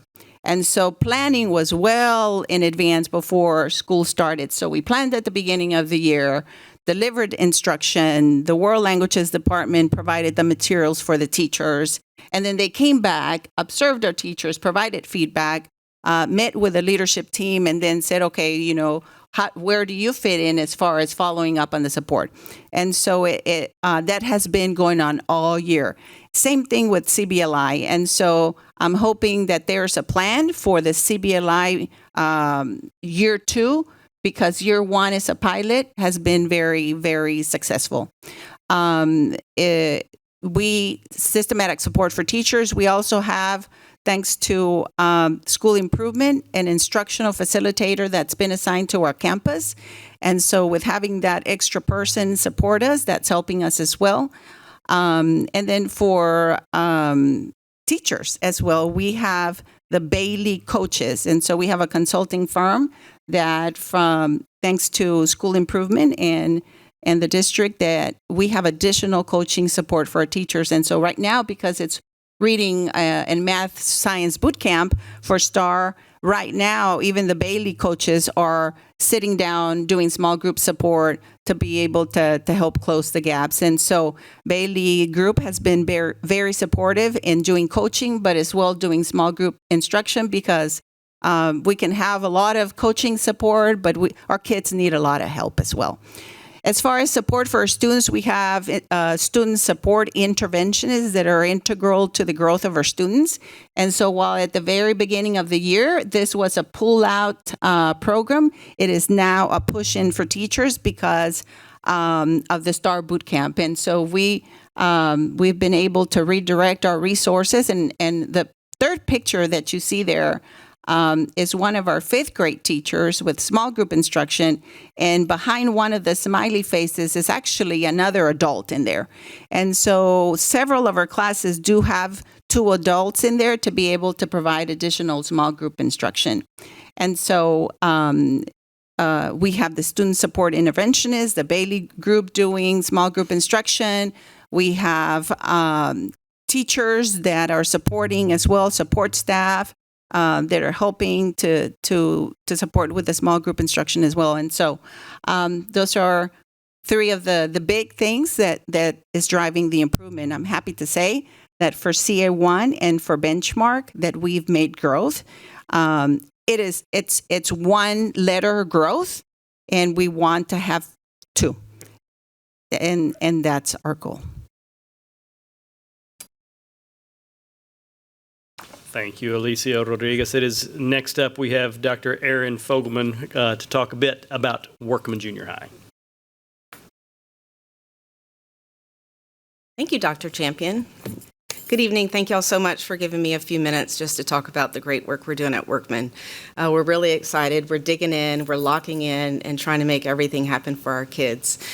First and foremost, it's really important that we all know and remember that every single kid matters. Every kid that walks through our door, no matter of the day they enter, could be yesterday. Doesn't matter. We're going to pull out all the stops for them. We're focusing here since spring break. All of our tested subjects are focused in our boot camps. And those boot camps for the wide swath are looking at our highest leverage TEKs. The highest leverage TEKs are things that we know that longitudinal data has shown us and current data shows us these are areas that our students truly struggle with. They're the hardest concepts, and if we get to small groups, station work, make sure kids are engaged, then we know that we're going to help show those growth. The other more important granular work that we're doing is focusing on Domain 3. And Domain 3 is closing the gaps. We've worked closely with research and accountability. The team, Natalie and Travis, have been amazing at coming to our campus and really teaching us and making sure we're understanding, what exactly does it look like to look at each individual student. And so what we've done as a team is we have pulled lists of students for each teacher. Our tested subject teachers. And our teachers are able to now see the story of a student. In Domain 3, these are students that maybe were meets and masters and from last year's STAR to this year's benchmark regressed. It might be students that are at the high approaches level and are just a couple questions or 3 questions away from getting to meets. And the reason why we're focused on meets is because when a student can hit the meets level, then we know that they have met grade level and they have a higher potential of being successful in the next school year. And we don't want our work to just be about right now. We want our work to be about the future as well. Some of the teacher moves that they're making are, for example, our math teachers. They have most recently, the last couple weeks, are pulling small groups of students from their Domain 3 lists to provide targeted instruction on areas that are specific to their needs on that student's level. And our other teachers are using the power zone. We focused this year on Fundamental 5, which is the how in teaching. It's helping teachers get to the art of teaching. And living in that power zone allows our teachers to have multiple touch points with kids. And sometimes all it takes for our kids that regressed from meets to high approaches or masters to meets is just that knowing that the teacher sees them, knowing that the teacher appreciates them and wants to keep helping them work through their productive struggle and all the things that Alicia was saying. Most importantly, it's also, we have to know that at Workman, and as well as other schools too, it's not just our tested teachers that have the burden on their shoulders. It's all of us. So our counselors have stepped up to the plate and are having one-on-one regression conversations. We pulled lists for them that shows them who has regressed in math from STAR to benchmark, who has regressed in reading, and a specific list of who's regressed in both of those subjects. And these organic conversations have actually been pretty informative. They have had the opportunity to work with them on test anxiety. They've had the opportunity to help them understand that, hey, when you get that score report, your name is on that paper. That score means something. And what are you going to do about it? Are you going to just allow this opportunity to pass you? Or are you going to grab the bull by the horns and you're going to try your best and you're going to lock in every single day when you're in that classroom? And so those fruitful conversations, what we have seen in the classroom, and we did classroom walks today, Dr. Dalla and I, and what we saw was kids are engaged in the work. Behavior is better at Workman. The halls are clearer. So kids are sitting in their classrooms. They're working with their teachers. They're working with each other. We still have so much growth to do. We're not going to be happy until we get an A, right? But we know that it takes all of this just digging in and everybody doing their part. Another area that our teachers reminded me this year, they're like, hey, don't forget about those You Are a Superstar cards. But our tested subject teachers in Tier 1 classrooms are writing handwritten notes, encouragement cards that are titled You Are a Superstar. And these are just authentic words from the teacher's heart that tells kids, hey, we see you. We know that you've worked hard, you've got what it takes, and you're going to make it happen. And so we believe in you, whatever they want to say. But it's that personal message to show kids we love them. All of this work that we're talking about tonight is data-driven, it's strategic, it's academic. We know what instruction is. That's why our kids are at school. But it also is important for us to illuminate the culture work that this is. Kids are feeling important. Kids are feeling valued. It's sort of when you think of the big jar and you put the big rocks in, right? That's the high leverage teaks. Then you start putting in the little rocks, and that's the domain 3 work. And that sand, that granular work, that tiny work, is that culture work. And just to kind of top it off, and this is kind of touches my heart, and I get a little sensitive about stuff like this. But one of my teachers, our orchestra director, emailed me a couple weeks ago, our admin staff, and he said, hey, I just want y'all to know that what you're doing is working, because I overheard a group of girls talking about, hey, we're going to do this. We're going to make Workman a C. We're going to lock in, and we're trying our best, and we're going to encourage each other. And it's just, it's rewarding to know that our kids feel it and the work we're doing matters. And so thank you for the support you've given us through the PL, Leader in Me, Fundamental 5, allowing us to bring experts into our building to help us have those tools that we need to really help our kids. And so you're going to see great things coming from Workman.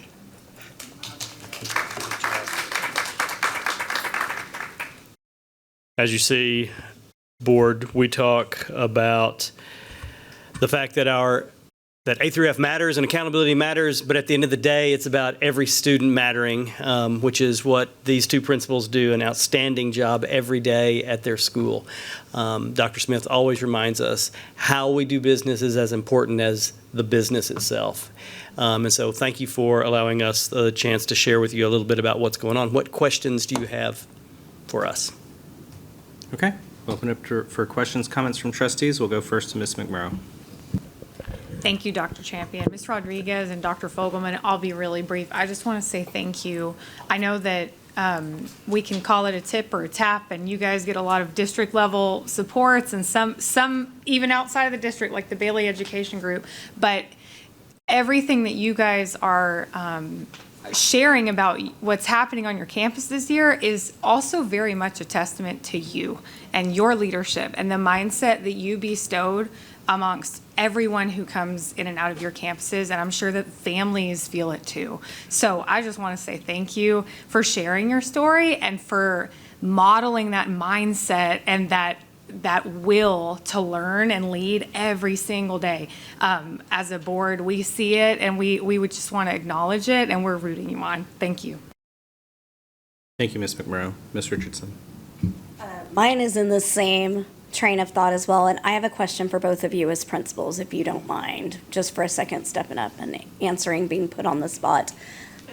As trustees, we often have to stay at the governance level of this, and so you're reporting, we get to hear it.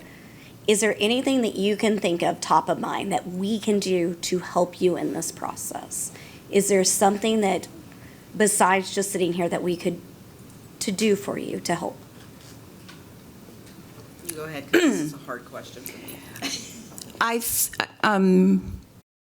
Over the years, I've been with the district for a long time, so I know that this year there has been a tremendous effort from the district, from the senior staff, from Dr. Smith to listen. So I've had conversations where they come and sit down. There's no agenda. And it's about listening. We know we have a lot of work to do. We know it. But they remind us that that there's more than a rating. We know it's important. And so the listening piece is super important to us.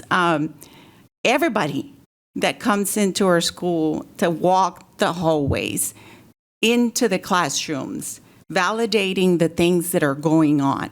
We stopped, Dr. Smith, at one of the, so we talked about Imagine Math, but there are many celebrations. There's so much to say. The 3 to 6 minutes here does not do justice to what we really want to say. And then, I'm thinking, oh, I could have said that as well.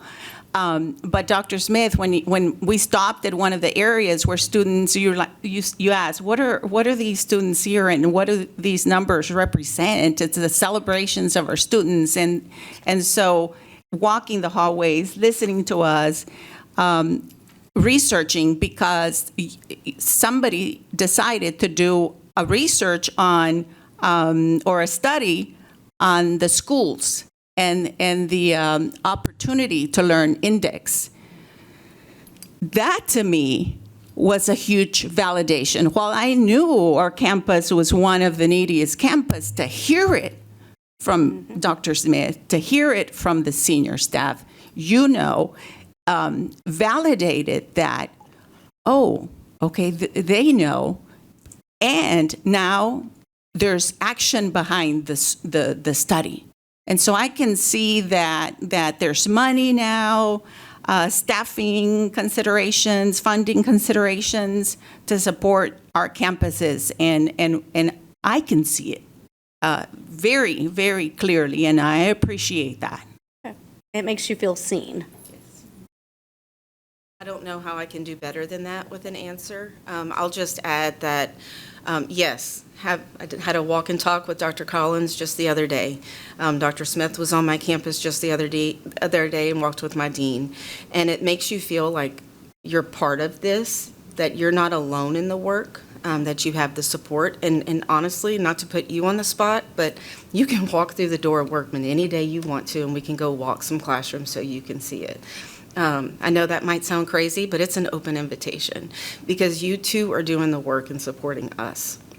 I don't think that sounds crazy at all. I think actually what we are told though is we are not able to walk in anytime. Apparently we make people nervous when we just show up. But we will organize a time to come see you. One of the things I was thinking about is you talked about, it was your very last point that you did, talking about the You Are a Superstar encouragement cards. If maybe there would be an opportunity where you could drop some of those cards off to the district office and they could come to us and let us write some of those cards. Yeah. And maybe it doesn't go to the students. Maybe we could surprise some teachers who are having the test done that day and let us write words of encouragement to them. But let us be a part of that process besides just sitting here and hearing your results, but be a part and make sure that we are encouraging in the right way and making sure that they know that we care as well. I love that, yes. Okay. One thing that I would ask is continue to think outside the box. For campuses that have high needs, what are we can always rely on the traditional methods, but what else can we do that's non-traditional that helps make a difference? Because our kids do need more than just straight up tier 1 instruction and some encouragement, so yeah. Thank you. Thank you. Other trustees with comments or questions? So I think you answered the question that I was going to ask, which is, do you feel like you have the resources you need to continue improving the way that you're improving? And I'm seeing you say that you do. If we can go to the slide that has, it's the one with the bar chart, I think it's slide 5, and then I'm also going to roll over to slide 6. I just want to make a couple just general quick points. This is massive improvement that you see here. The reduction in the number, the projected reduction in the number of F campuses from 9 to 1 is incredible. We've talked about the trajectory of how this has gone many times, and how in 2022, I think the whole district, we had 4 or 5 campuses under a C, and then in 1 year we went to, I think it was 34. Is that right? 34. And so in a very short amount of time, we have whittled that down substantially. I'm not great at math, but this is on the magnitude of by 2/3-ish in essentially 2 years projected to do that. And if we go to the one with the salmon dots, the point I want to make here, and I think we heard from Dr. Fogelman, Ms. Rodriguez, that the work that you're doing that is necessary for the students. I grew up right by Thornton. My wife went to Workman. We have students with very significant needs, and it's very resource intensive to get them to the place where they can compete with students who come from more affluent backgrounds, and that's just a fact. And we have been working on this a long time, but it is a resource intensive thing. And we're very fortunate that in this district 6 years ago, we passed a VATRE, which freed up significant amount of money for us to spend on staff resources. I know we have grants and other things like that, but this is why we need the funding that we do, because it's not something that you can do on the cheap to get this level of improvement in a place that is very hard to do that. You have to have the resources, and I would say every spring, just a general observation, every spring it seems like we have folks who come out of the woodwork who are semi-AISD or education experts to tell us all the things that we've done wrong and what we should be doing here or there and how things are failing and we're not, doing whatever. And I think this chart shows very well. If anybody had the silver bullet, we would all be using it, but we're all working very hard to improve our academic outcomes here. And I think this chart shows that it is working. We have whittled the number of very unexpected jump from a handful to 50% of our campuses DRF in 1 year, but since then we've brought them down, and we've continued to do that and show improvement. And so I'm very hopeful that this benchmark data is indicative of the results that we'll see later this year, because by these metrics, the vast majority of our underperforming campuses are showing significant improvement, and that's very important to note, and it's through the hard work of people like y'all. And so thank you all for the presentation, and I know Dr. Smith has something he'd like to say. Trustees, I want to say a thank you to you all. One of the things that Alicia mentioned was the Campus Needs Index and the work that we had done. And when we entered that, and that was one of our key progress measures that year, I mentioned to you all that is different than what we'd done before. And I appreciate the support to do that, because you hear the results of what it means to allow us to do those things. And it does mean shifting resources and allocations, and it does mean having some tough conversations sometimes when not everybody gets the same thing. Why? Because our kids might need different things. And so I appreciate your willingness to trust us to make those steps, because we're seeing some of these things pay off. I want to tell you two quick stories about these two leaders that are sitting in front of you and that were at the podium tonight, because I think it speaks to culture that we're trying to create. I was walking with Alicia at Thornton, and we're talking about, as she mentioned, some of the great things that we're seeing, and we're in classrooms and seeing progress for her students. And one of the questions I always ask our principals when I walk around with them is, what can I do to best support you? And one of her comments is, you know what I need? I need to be able to have an after-school program for Thornton. Why? Because we need to keep going on this, and we need to keep pushing forward on this. So this idea that the work is never done, that there's a culture of high expectations with a high culture of support, Alicia models that and pushes for that for her own campus. And I think that is a testament to her, Alicia, and her leadership. And Aaron was one of the first visits that I did when I joined Arlington ISD, when Aaron was a brand new principal at Workman Junior High School. And we had some very interesting things going on at Workman that year. And we walked the halls, and I remember talking very clearly to Aaron about all of the things that she was working on. And there were some big things. And we, as we walk her campus, and I did walk recently with her dean and not Aaron, and Aaron lets me know often when I haven't been there. So, but I did walk recently with her dean and not Aaron. And I can tell you the drastic difference in the things that I'm seeing at Workman Junior High is significant. Like, it is clear as day that we have made extreme growth in student behaviors and a culture of learning at Workman Junior High School. Yeah, she said it. We have big work left to do, and we all know that. But I wanted to make sure that I told some stories about these two, because I think they model the culture that we want to see from our leaders and our employees in the system, that it is entirely okay to challenge things and to push things hard and support at the same time, because we can do hard work together if we support each other well, and these two are modeling that on a daily basis. So I wanted to very publicly thank them for the work that they're doing. Thank you, Dr. Smith, Dr. Champion. Thank you all for being here. Thank you. Okay, that brings us to the close of our report section tonight. We're moving on to action items.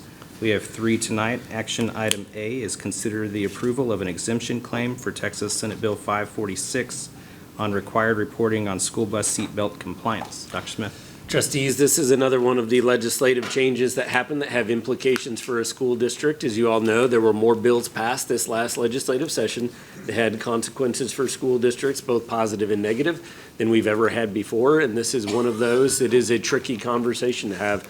Everybody knows that there are seatbelt things that we want to do, and everybody knows that there's costs associated with that. And Michael is going to walk you through what this Senate bill requires and what decision we have to make this evening for an action item. All right, so thank you, Dr. Smith, for teeing that up. And I'll tell you, it's really hard to follow an academic conversation like that with a compliance conversation like this, but, you know, thus compliance. So we'll get right into it. Senate Bill 546, reporting of school seatbelts, and I've got Director Jason Gillis and Jamal Harvey, our fleet manager here to ask any specific questions that you may have. But the purpose is basically to provide you with an overview of Senate Bill 546, let you know where we stand currently with regard to compliance, look at some cost estimates, and then basically options for us to consider as a district. In summary, Senate Bill 546 requires that every vehicle that transports students has a 3-point seatbelt, applies to school buses and activity buses, and it became effective in September of 2025 with the required compliance by 2029. We have a requirement by TEA to have a board action by the end of the 2026 school year. So the options are the boards may comply with by adding 3-point seat belts to all of the buses that do not currently have them, or the school boards may approve an exemption if funding is not available. Again, this decision is required to be made to TEA by the 29th of May. Our current fleet status is that we have 71 school buses with no seat belts, 54 with 2-point seat belts, and 106 with 3-point seat belts. Important to note that every vehicle that we buy from that time point when we knew that this was coming does have a 3-point seat belt on them. I was just talking with the team a minute ago. We have 7 buses that are scheduled to be delivered tomorrow, all of them with 3-point seat belts on them. Currently, we have 125 buses that are out of compliance, and all of these buses at various stages and ages with different miles. As you all may or may not know, we try to keep a bus for 10 years or 100,000 miles, 10 to 12 years or 100,000 miles, and then we just age them out. And so we have, of the 25 that are out of compliance, they're within that area somewhere, phasing out within a little time. So one of the requirements from TEA was that we actually go out and get bids to see what it would take to actually become compliant with the law. And so these are the work that the team has done here to go out and get those bids. And you can see we've got a bid for I think it's a 52, a 72, and a 76 passenger bus. Don't quote me on those. But all of those, it's about $3.9 million to actually become compliant with the law. According to these quotes and the 125 buses.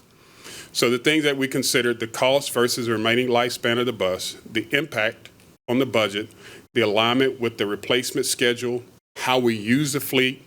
We keep a certain number of buses to basically be on reserve in case something breaks down, and then we just have to put in a sub bus. And so how we use the fleet was considered there. And then this timeline for reporting requirements.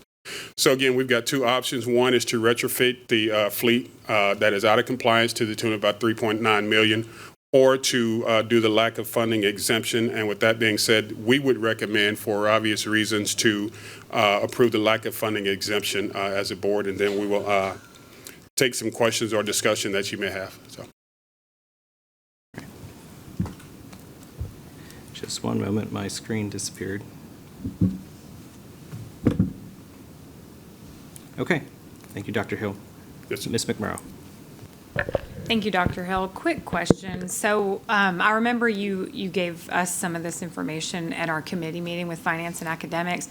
Did you mention that although the state legislature is requiring this, an exemption or updating the vehicles, there is no requirement for students to wear the seatbelt. Is that correct? That is correct. Okay. And anecdotally, where we are right now, do most of our students opt to wear the seatbelt? I'm just really curious as to what we usually see.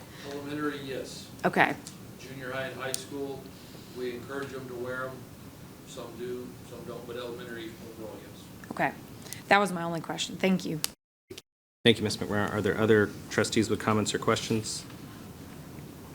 Okay, seeing none, do I have a motion to approve the administration's recommendation of an exemption claim for Texas Senate Bill 546 regarding required reporting on school bus seatbelt compliance? I have a motion from Ms. Fowler. Do I have a second? I second. I have a second from Mr. Wilbanks. We'll move to vote. Trustees, please vote. All trustees voting in the affirmative, the motion carries 7-0. Thank you, Dr. Hill. Thank you. That brings us to our second action item tonight. Consider approval of Blanton Elementary Transportation Plan. Dr. Smith. Dr. Hill is going to stay right up there as we talk about Blanton, and we promised you all that after we went through feedback sessions and closing discussions about Blanton Elementary that we would come back to you with some options to consider for transportation for families that are being asked to move to another campus because of the closure of Blanton. And Dr. Hill is here to talk to you about that tonight. All right, Dr. Smith, so we'll get right into it. And so, again, the purpose of tonight is to provide you with the transportation options to consider for students and families that are impacted by the closure of Blanton Elementary. Just a little bit about the background information you're all familiar with. Earlier this spring, you approved a resolution to close Blanton at the end of the year. Students were rezoned to 4 other surrounding campuses, Bergen, Crow, Goodman, and Swift. During these meetings about closures, we had a lot of conversation from parents about some of the concerns, and transportation was high on that list. When we made that decision, you all asked that we go back to that community and figure out what can we do to potentially ease some of that burden, and so we did that. The reality is about 50 students zoned to Swift would be eligible for transportation based on the 2-mile standard. Approximately 370 other students would not be eligible based on that current 2-mile standard. So what we did, we surveyed the parents. We asked them, with Migdalia, the principal's help, put a survey out, ask them if they would need transportation, would they need it in the morning, would they need it in the afternoon, or both? Are there any special transportation needs and things like that? And we got pretty good response from it. The survey was open for about a couple of weeks, and just a couple of screen grabs on some of the survey data. But in summary, the parents do need the transportation. Some say they don't know right now, but for the most part, they do say that they need that transportation. And so what we've done is just looked at some options as to what would it look like to provide transportation. And so one of the options is to only provide for the eligible riders. That's an option.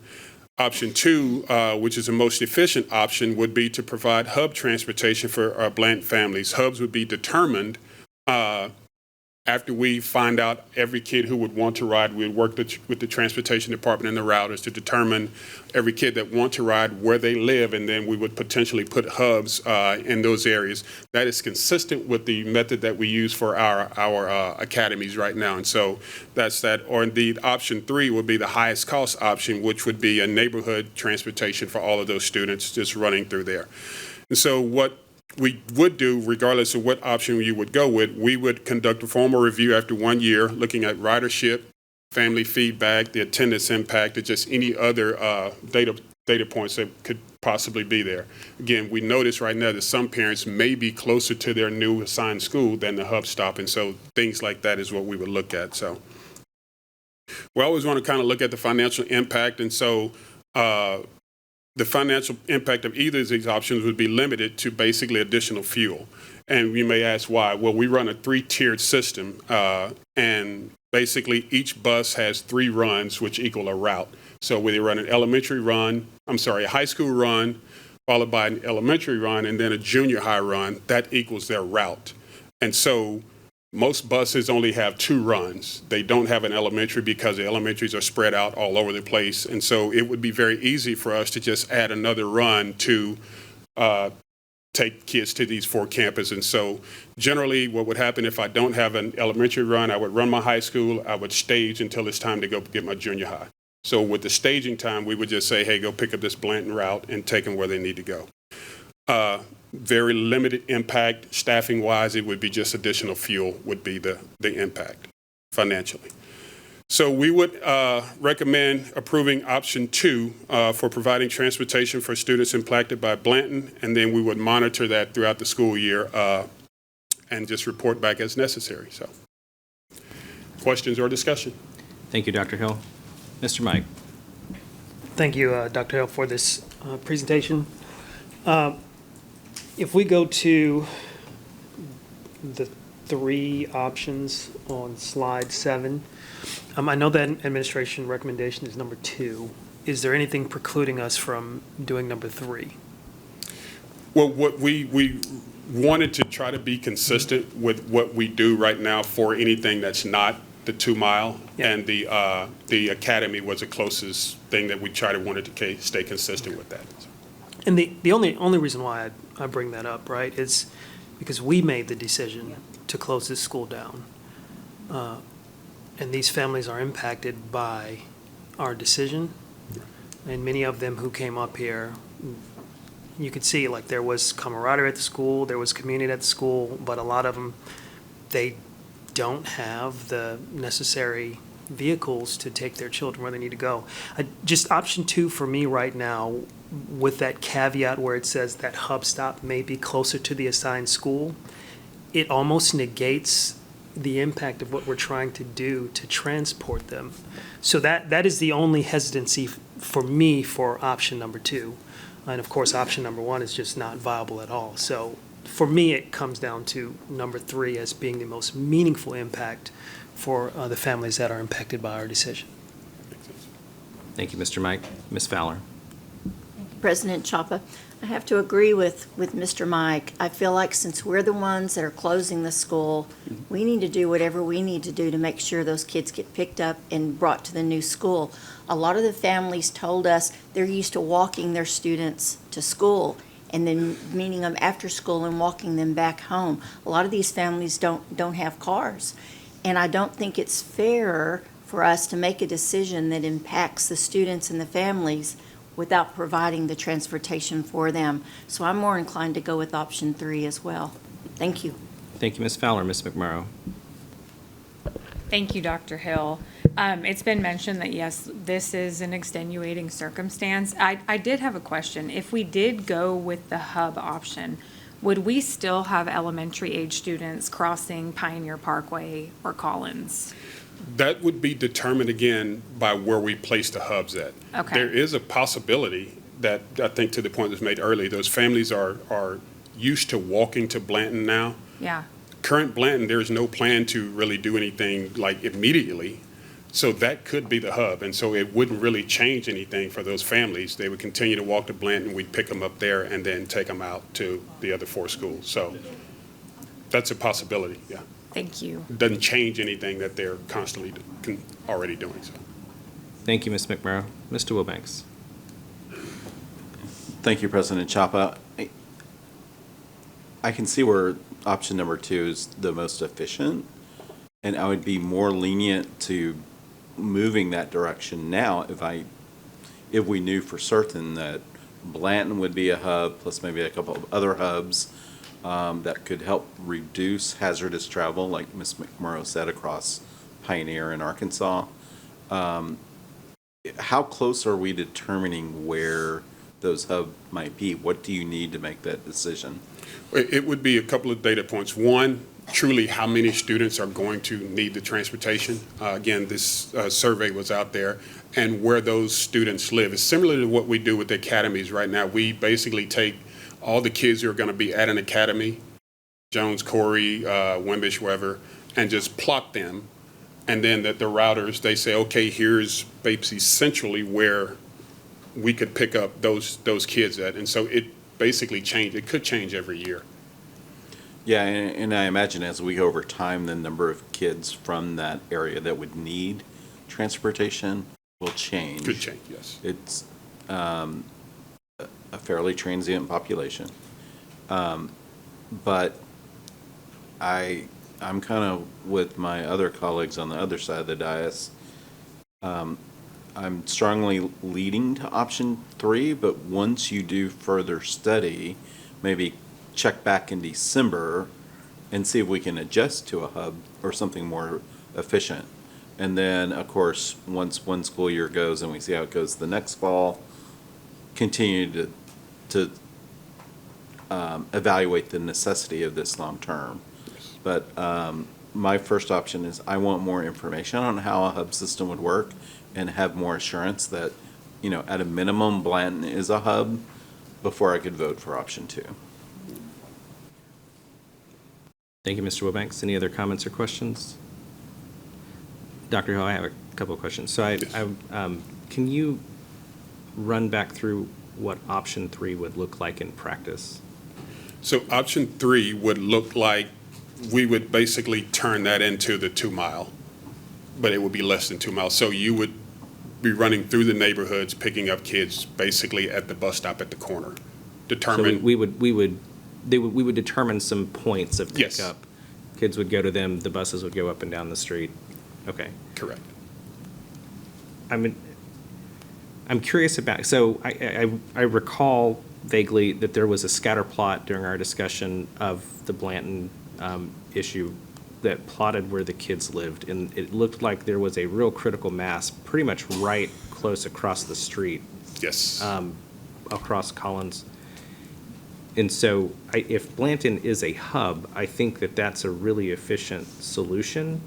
But I recall also that it's not a huge attendance zone to begin with. So like comparing this to me, I had to wrap my head around the idea that there was a hub because with Academy Transportation, we're talking about the entire district. Correct. We're picking hubs across an entire district. This is a relatively really small existing attendance boundary. So if Blanton was a hub, could the areas where kids are more sort of far flung from Blanton, could we do neighborhood transportation for them, and some kids are based on a hub? The ones who live, it seems like the bulk who live across the street from Blanton be on a hub? We could definitely do a hybrid because, again, as the buses leave Blanton, they're going to 4 different schools.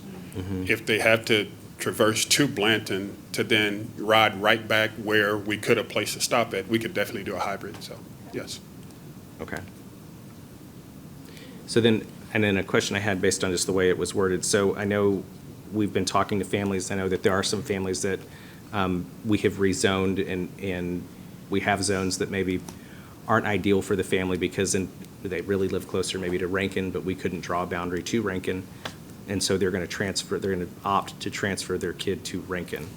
For the families that choose to do that, are we going to provide transportation to them if they choose not to go to their assigned campus? Consistent with transfers across the district, we would not be providing transportation for any families that elect to transfer.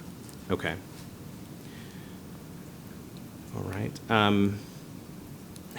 If we wanted to, well, I guess we could craft it anyway. So we've got neatly option 1, 2, 3 right now. If we wanted to do something that we're pretty confident, at least for this next year, that Blanton would be a hub. It sounds like I have some colleagues who like that idea, but maybe don't like the idea of having multiple hubs where some kids are having to travel further to the hub than to the campus that they'd have to get to.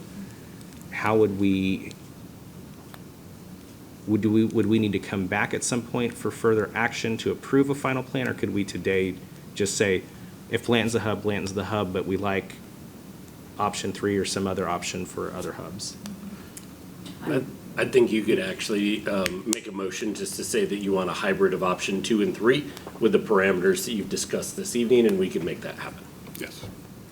Okay. All right, seeing no further discussion, do I have a motion to, I do have, I'll make the motion. Okay, Ms. Richardson has a motion. And I'll second. Okay, let me finish the motion. Nope, we are ready. Okay. Sounds like I have a motion, I haven't said it, but, so I'll ask you to re-verify. But is there a motion to approve option 2 on the understanding that at least one hub will be Blanton Elementary with the option 3 for other portions of the current attendance zone? Motion. Okay, I have a motion from Ms. Richardson, and I have a second from Ms. Fowler just to verify. Okay, and trustees will move to vote.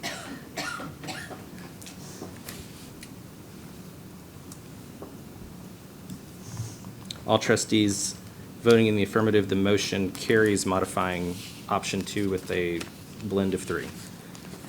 All right, that brings us up to action item. Thank you, Dr. Hill.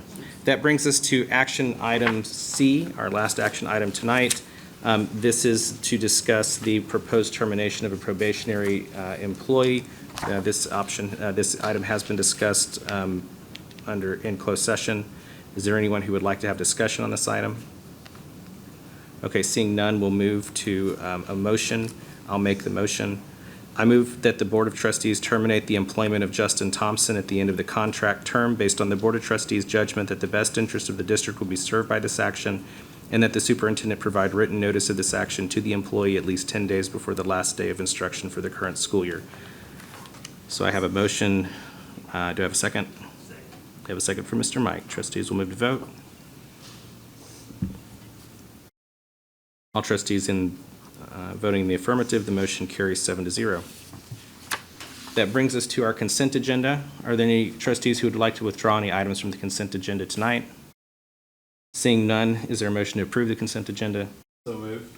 I have a motion from Mr. Wilbanks. Is there a second? Second. I have a second from Ms. McMurrow. Trustees will move to approve or to vote. All trustees voting in the affirmative, the consent agenda is unanimously approved. That brings us to our open forum for non-agenda items. Ms. Crossno, do we have speakers registered for non-agenda forum tonight? President Chapa, we do have 4 speakers, 2 in person, 2 virtual. Okay, we'll move to the in-person folks first, and then we'll move to the folks who are virtual to give us time to get them online.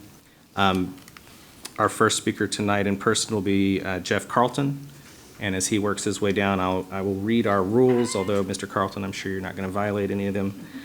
This is a routine part of the board's agenda for regularly scheduled meetings. This segment of the meeting provides citizens with an opportunity to share their views with the trustees on items that are not on the agenda tonight. It is not intended to be a discussion or a debate, and trustees will not reply to the speakers directly. Derogatory comments aimed at an individual will not be tolerated, and personnel matters are not appropriate subjects for open forum. You'll have up to 3 minutes to speak, and when Ms. Crossno notifies you that your time is up, please end your presentation. And if you have any documents for the board to review, we'll ask that you please hand them to Dr. Hill. All right, Mr. Carlton, you'll have 3 minutes. Yeah, thank you. Earlier this week, I emailed you on behalf of 21 Arlington High families whose students came up through the Fine Arts and Dual Language program at Corey, Jones, and Gunn. I encourage you all to look at the names of the people who signed that letter. Those are the parents of your top students. They're your PTA members and your booster club members. They're the volunteers on your district-wide committees. They're the parents who raise money for your foundation, who teach in your schools, and who advocate for our students all year round. We wrote because of the significant gap between our expectations for the FADLA experience at Arlington High and the reality that we're seeing. We sent our students to Arlington High because of their phenomenal K-8 FADLA experience, and because we were promised a specialized program at Arlington High that built on those experiences. But instead, counselors and teachers have told our students, we don't know what to do with you. The advanced pathways and unique opportunities in the fine arts haven't developed. Fine arts teachers have said they would like to do more, but they don't have the bandwidth or the staffing to do so. The promised Spanish immersion classes are now only starting to come together as Cohort 1 approaches the midway point of their high school careers. From K-8, FADLA has been a huge success for our students in the district. Corey and Jones are top-rated elementary schools. Gunn is rising fast.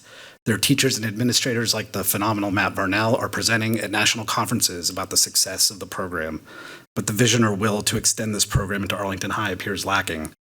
In the fine arts, we're seeing advanced students who took daily art, piano, theater, dance, and choir classes at Gunn for 3 years, placed into beginner-level intro classes with classmates who are simply filling elective requirements. On the dual language side, we're seeing a Spanish class once every other day, which really stretches the idea of dual language and immersion beyond recognition.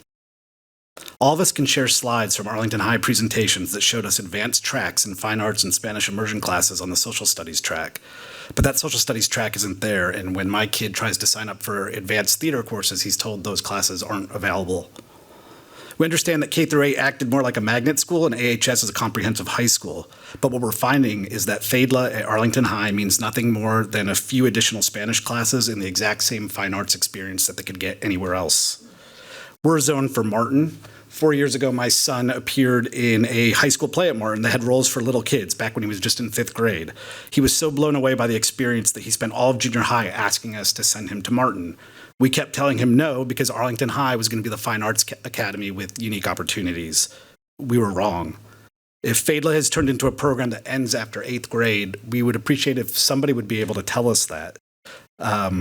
That way we can make the best decisions for our kids, some of whom are still rising the program through elementary and junior high. This also needs to be said. Arlington High is a good school with great people. There are phenomenal teachers there. Our students have felt a positive, welcoming culture in many of the programs. The updated facilities make a real difference. What's lacking is the same preparation and thoughtfulness that marked our experiences at Jones and Corey and Gunn. Thanks.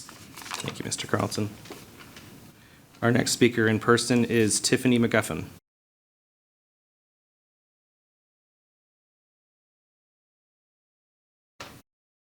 Ms. McGuffin, you'll have 3 minutes.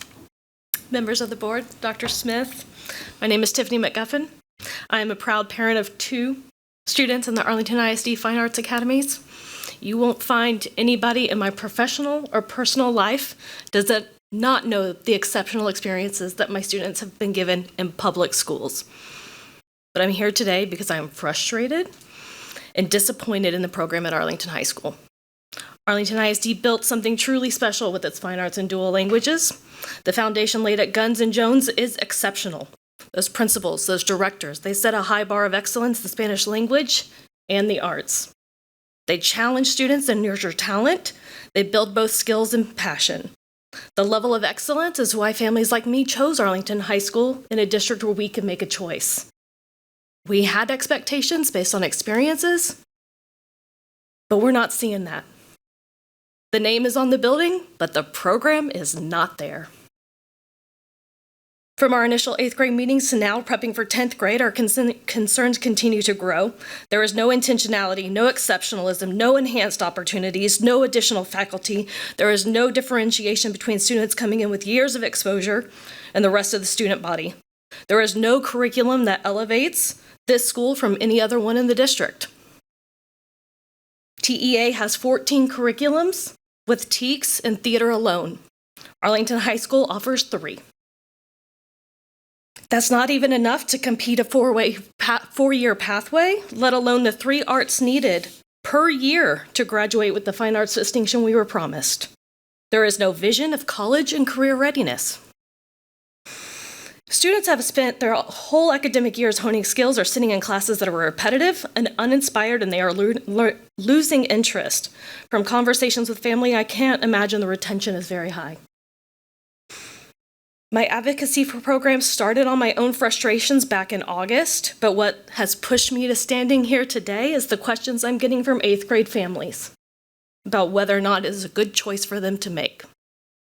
I understand that taking a program takes time, but I am asking for innovation, intentionality, and alignment with the standards that are already established by you in this district. Our students are talented, they are motivated, they have been trained by teachers and administrators committed to them, but they are not masters of their craft, and they are hungry for more. We should not have to be seeking out art opportunities while attending a fine arts high school, and that's what we're doing. With the right vision and the leadership, this program can be absolutely competitive and the true lighthouse that we thought you guys wanted. Arlington High School is a good school with good teachers, but this program has not hit the mark. Thank you. Thank you, Ms. McGuffin. We'll now move to our virtual speakers.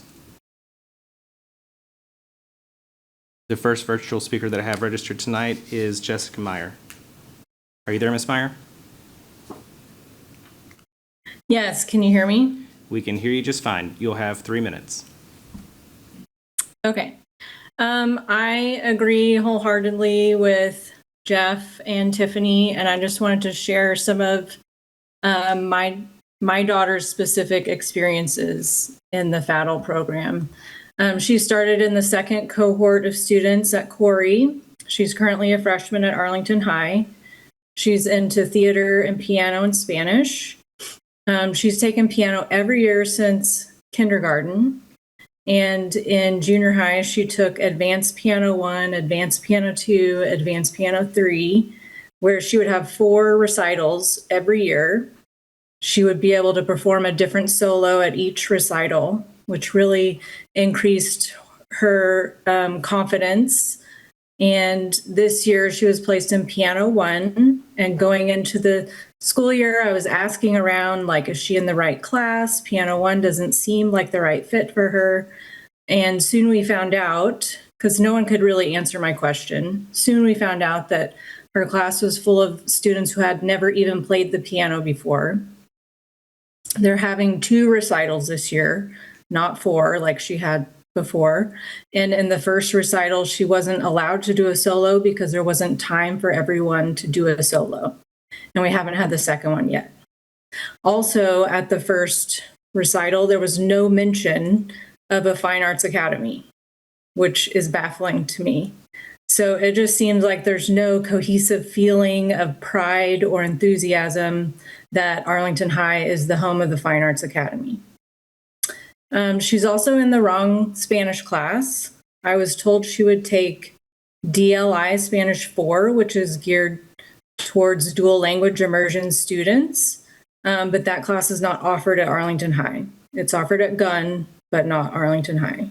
So she's in regular Spanish 4, which I don't think is challenging her enough.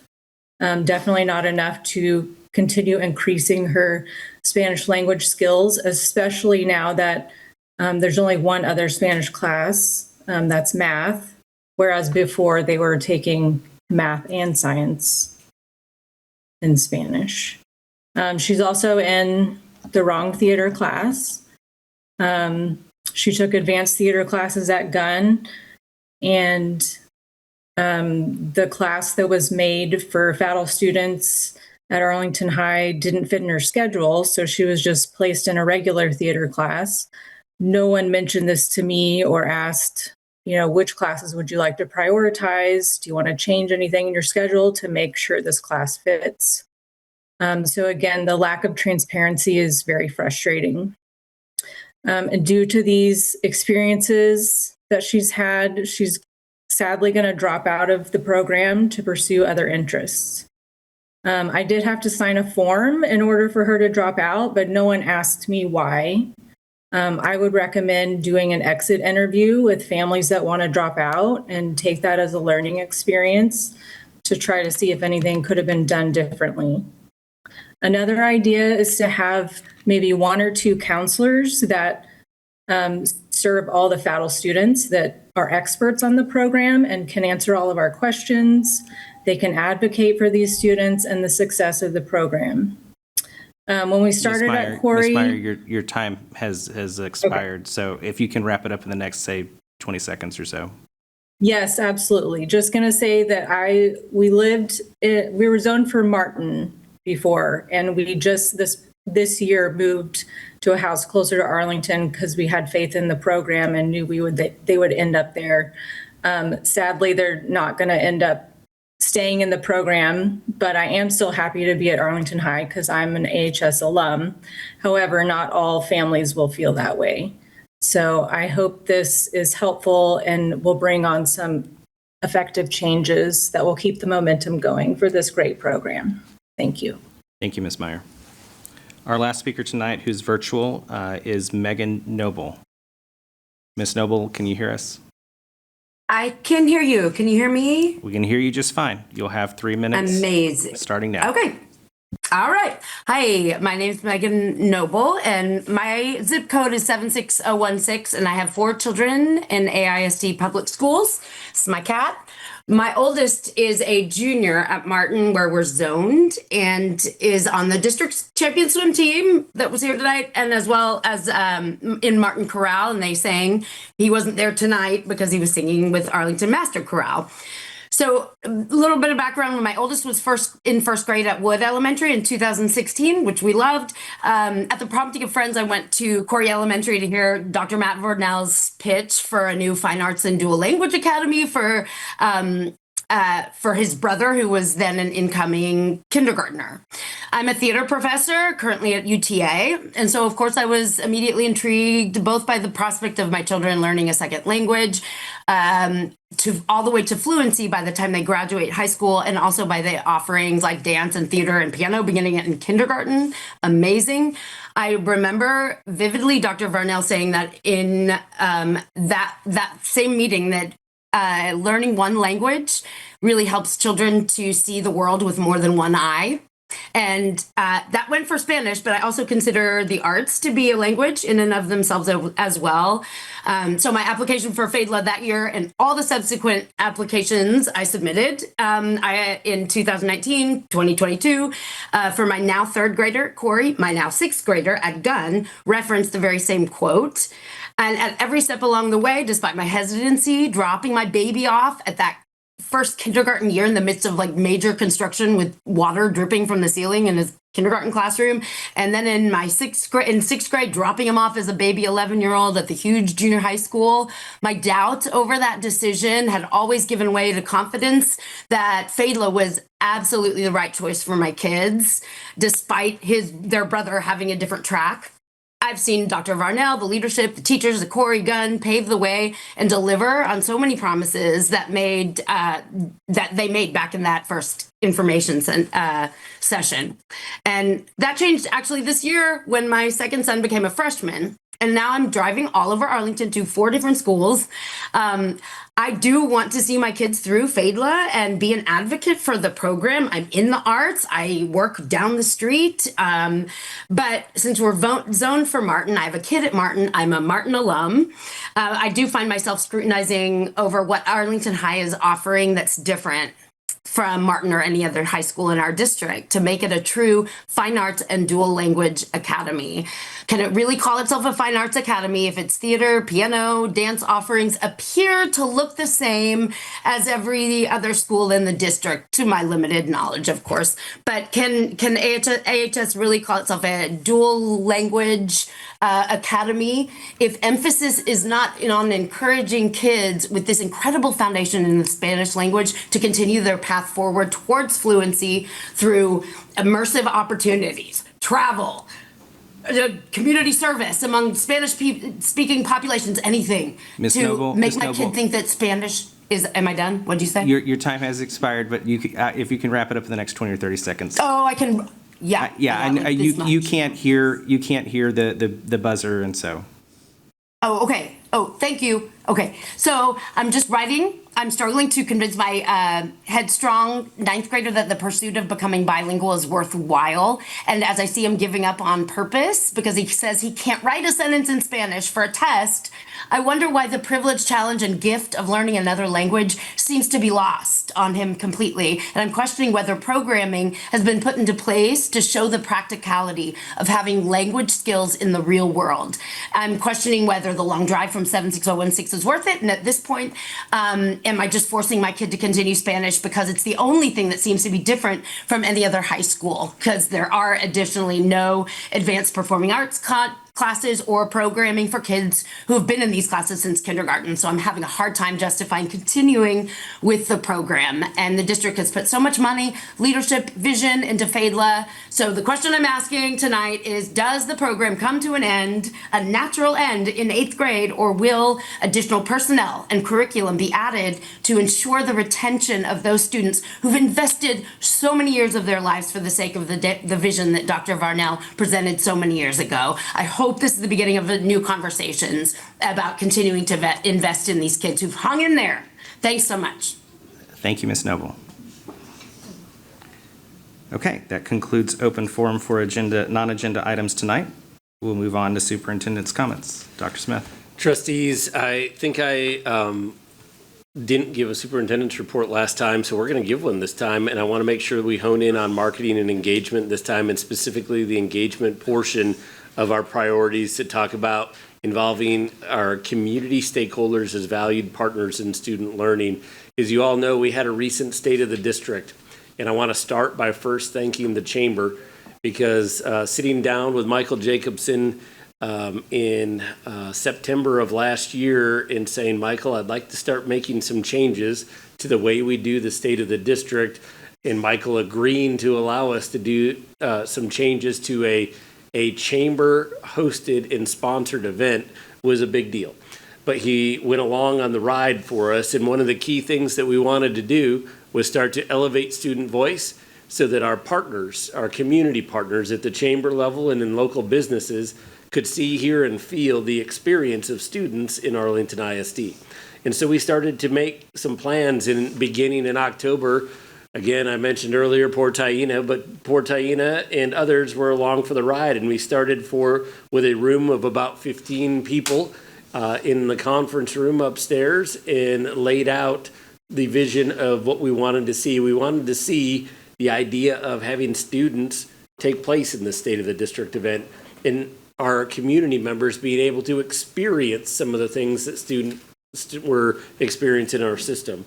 In short, getting them back in our schools, even though we know some of the people in our chamber in particular, in that stakeholder group, don't have kids in our schools anymore and don't walk the halls of our schools or go to our performances anymore. And so the goal was always to try and get that experience to happen in our school system. And from there, our team, our communications team, our academic services team, CTE, our athletics department, our fine arts programs, they all started coming together on a regular basis, and I wasn't involved in all of that, and they made this experience come to life for our community at that point.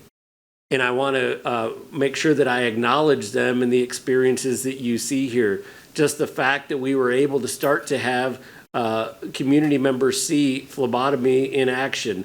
I still am a little, I can't believe that we actually drew blood at a State of the District event, but we did. And that experience in itself, I think, opened people's eyes to the work that happens in our schools on a daily basis that are extraordinary things that are happening for kids, giving them college and career opportunities that when we all went to school, frankly, just did not exist. But for a student to walk out the door and be certified to go be a phlebotomist right when they're done graduating from high school while they're pursuing potentially a career in the medical field or actually just going into the workforce is something pretty spectacular. Our gentleman at the top right who began learning piano at Martin High School as a freshman in high school, and to have that Piano One experience that we just heard about, but that investment in those experiences so that students can learn and perform is pretty extraordinary. I wanted to make sure that I thank very specifically Taina and our communications team, because a lot of the burden fell on them to plan things, but I also know that there were a whole lot of other departments that were involved in organizing this. Our CTE presence there was extraordinary, and Sarah took that and ran with it because we were in the middle of a CTE transition at that time. So together, I think we were able to create something that, from the feedback I've heard from our chamber partners, was extraordinary for them to see. You all get to see it as trustees, but the goal, again, was to bring our people in our community into our schools to see the great things that were happening. And if they weren't walking through the halls of the schools, we created something pretty extraordinary for them to see on the lawn that day and in those two venues that day. So thank you to you all for being willing to allow us to make some changes. And thank you to our team for making the vision start to come to life. And we can't wait to see what next year looks like. Appreciate y'all. Thank you, Dr. Smith. Are there trustees with reports tonight? I see Ms. Fowler. Thank you, President Chapa. I want to give a shout out to Arlington Collegiate High School under the supervision of Principal Jeff Krieger. Once again, they have finalists for the Gates Scholarship. For the last 4 years, they've had finalists, 2 years with winners, and one of those years with actually 2 winners of the Gates Scholarship. This year, they have finalists Jayla Anderson and Brooklyn Buchanan, and I think the awards will be announced at the end of this month. But they're just doing incredible things over at Arlington Collegiate High School, and year after year, they have finalists for the Escape Scholarship, which is an incredible scholarship and award. So I just wanted to do that shout out. Thank you. Thank you, Ms. Fowler. Any other trustees with comments or reports tonight? Seeing none, that brings us to our Secretary's report. Secretary Richardson, do we have any items to report? No items to report. Then all matters on the agenda tonight have been addressed, and I will adjourn this meeting at 10:34.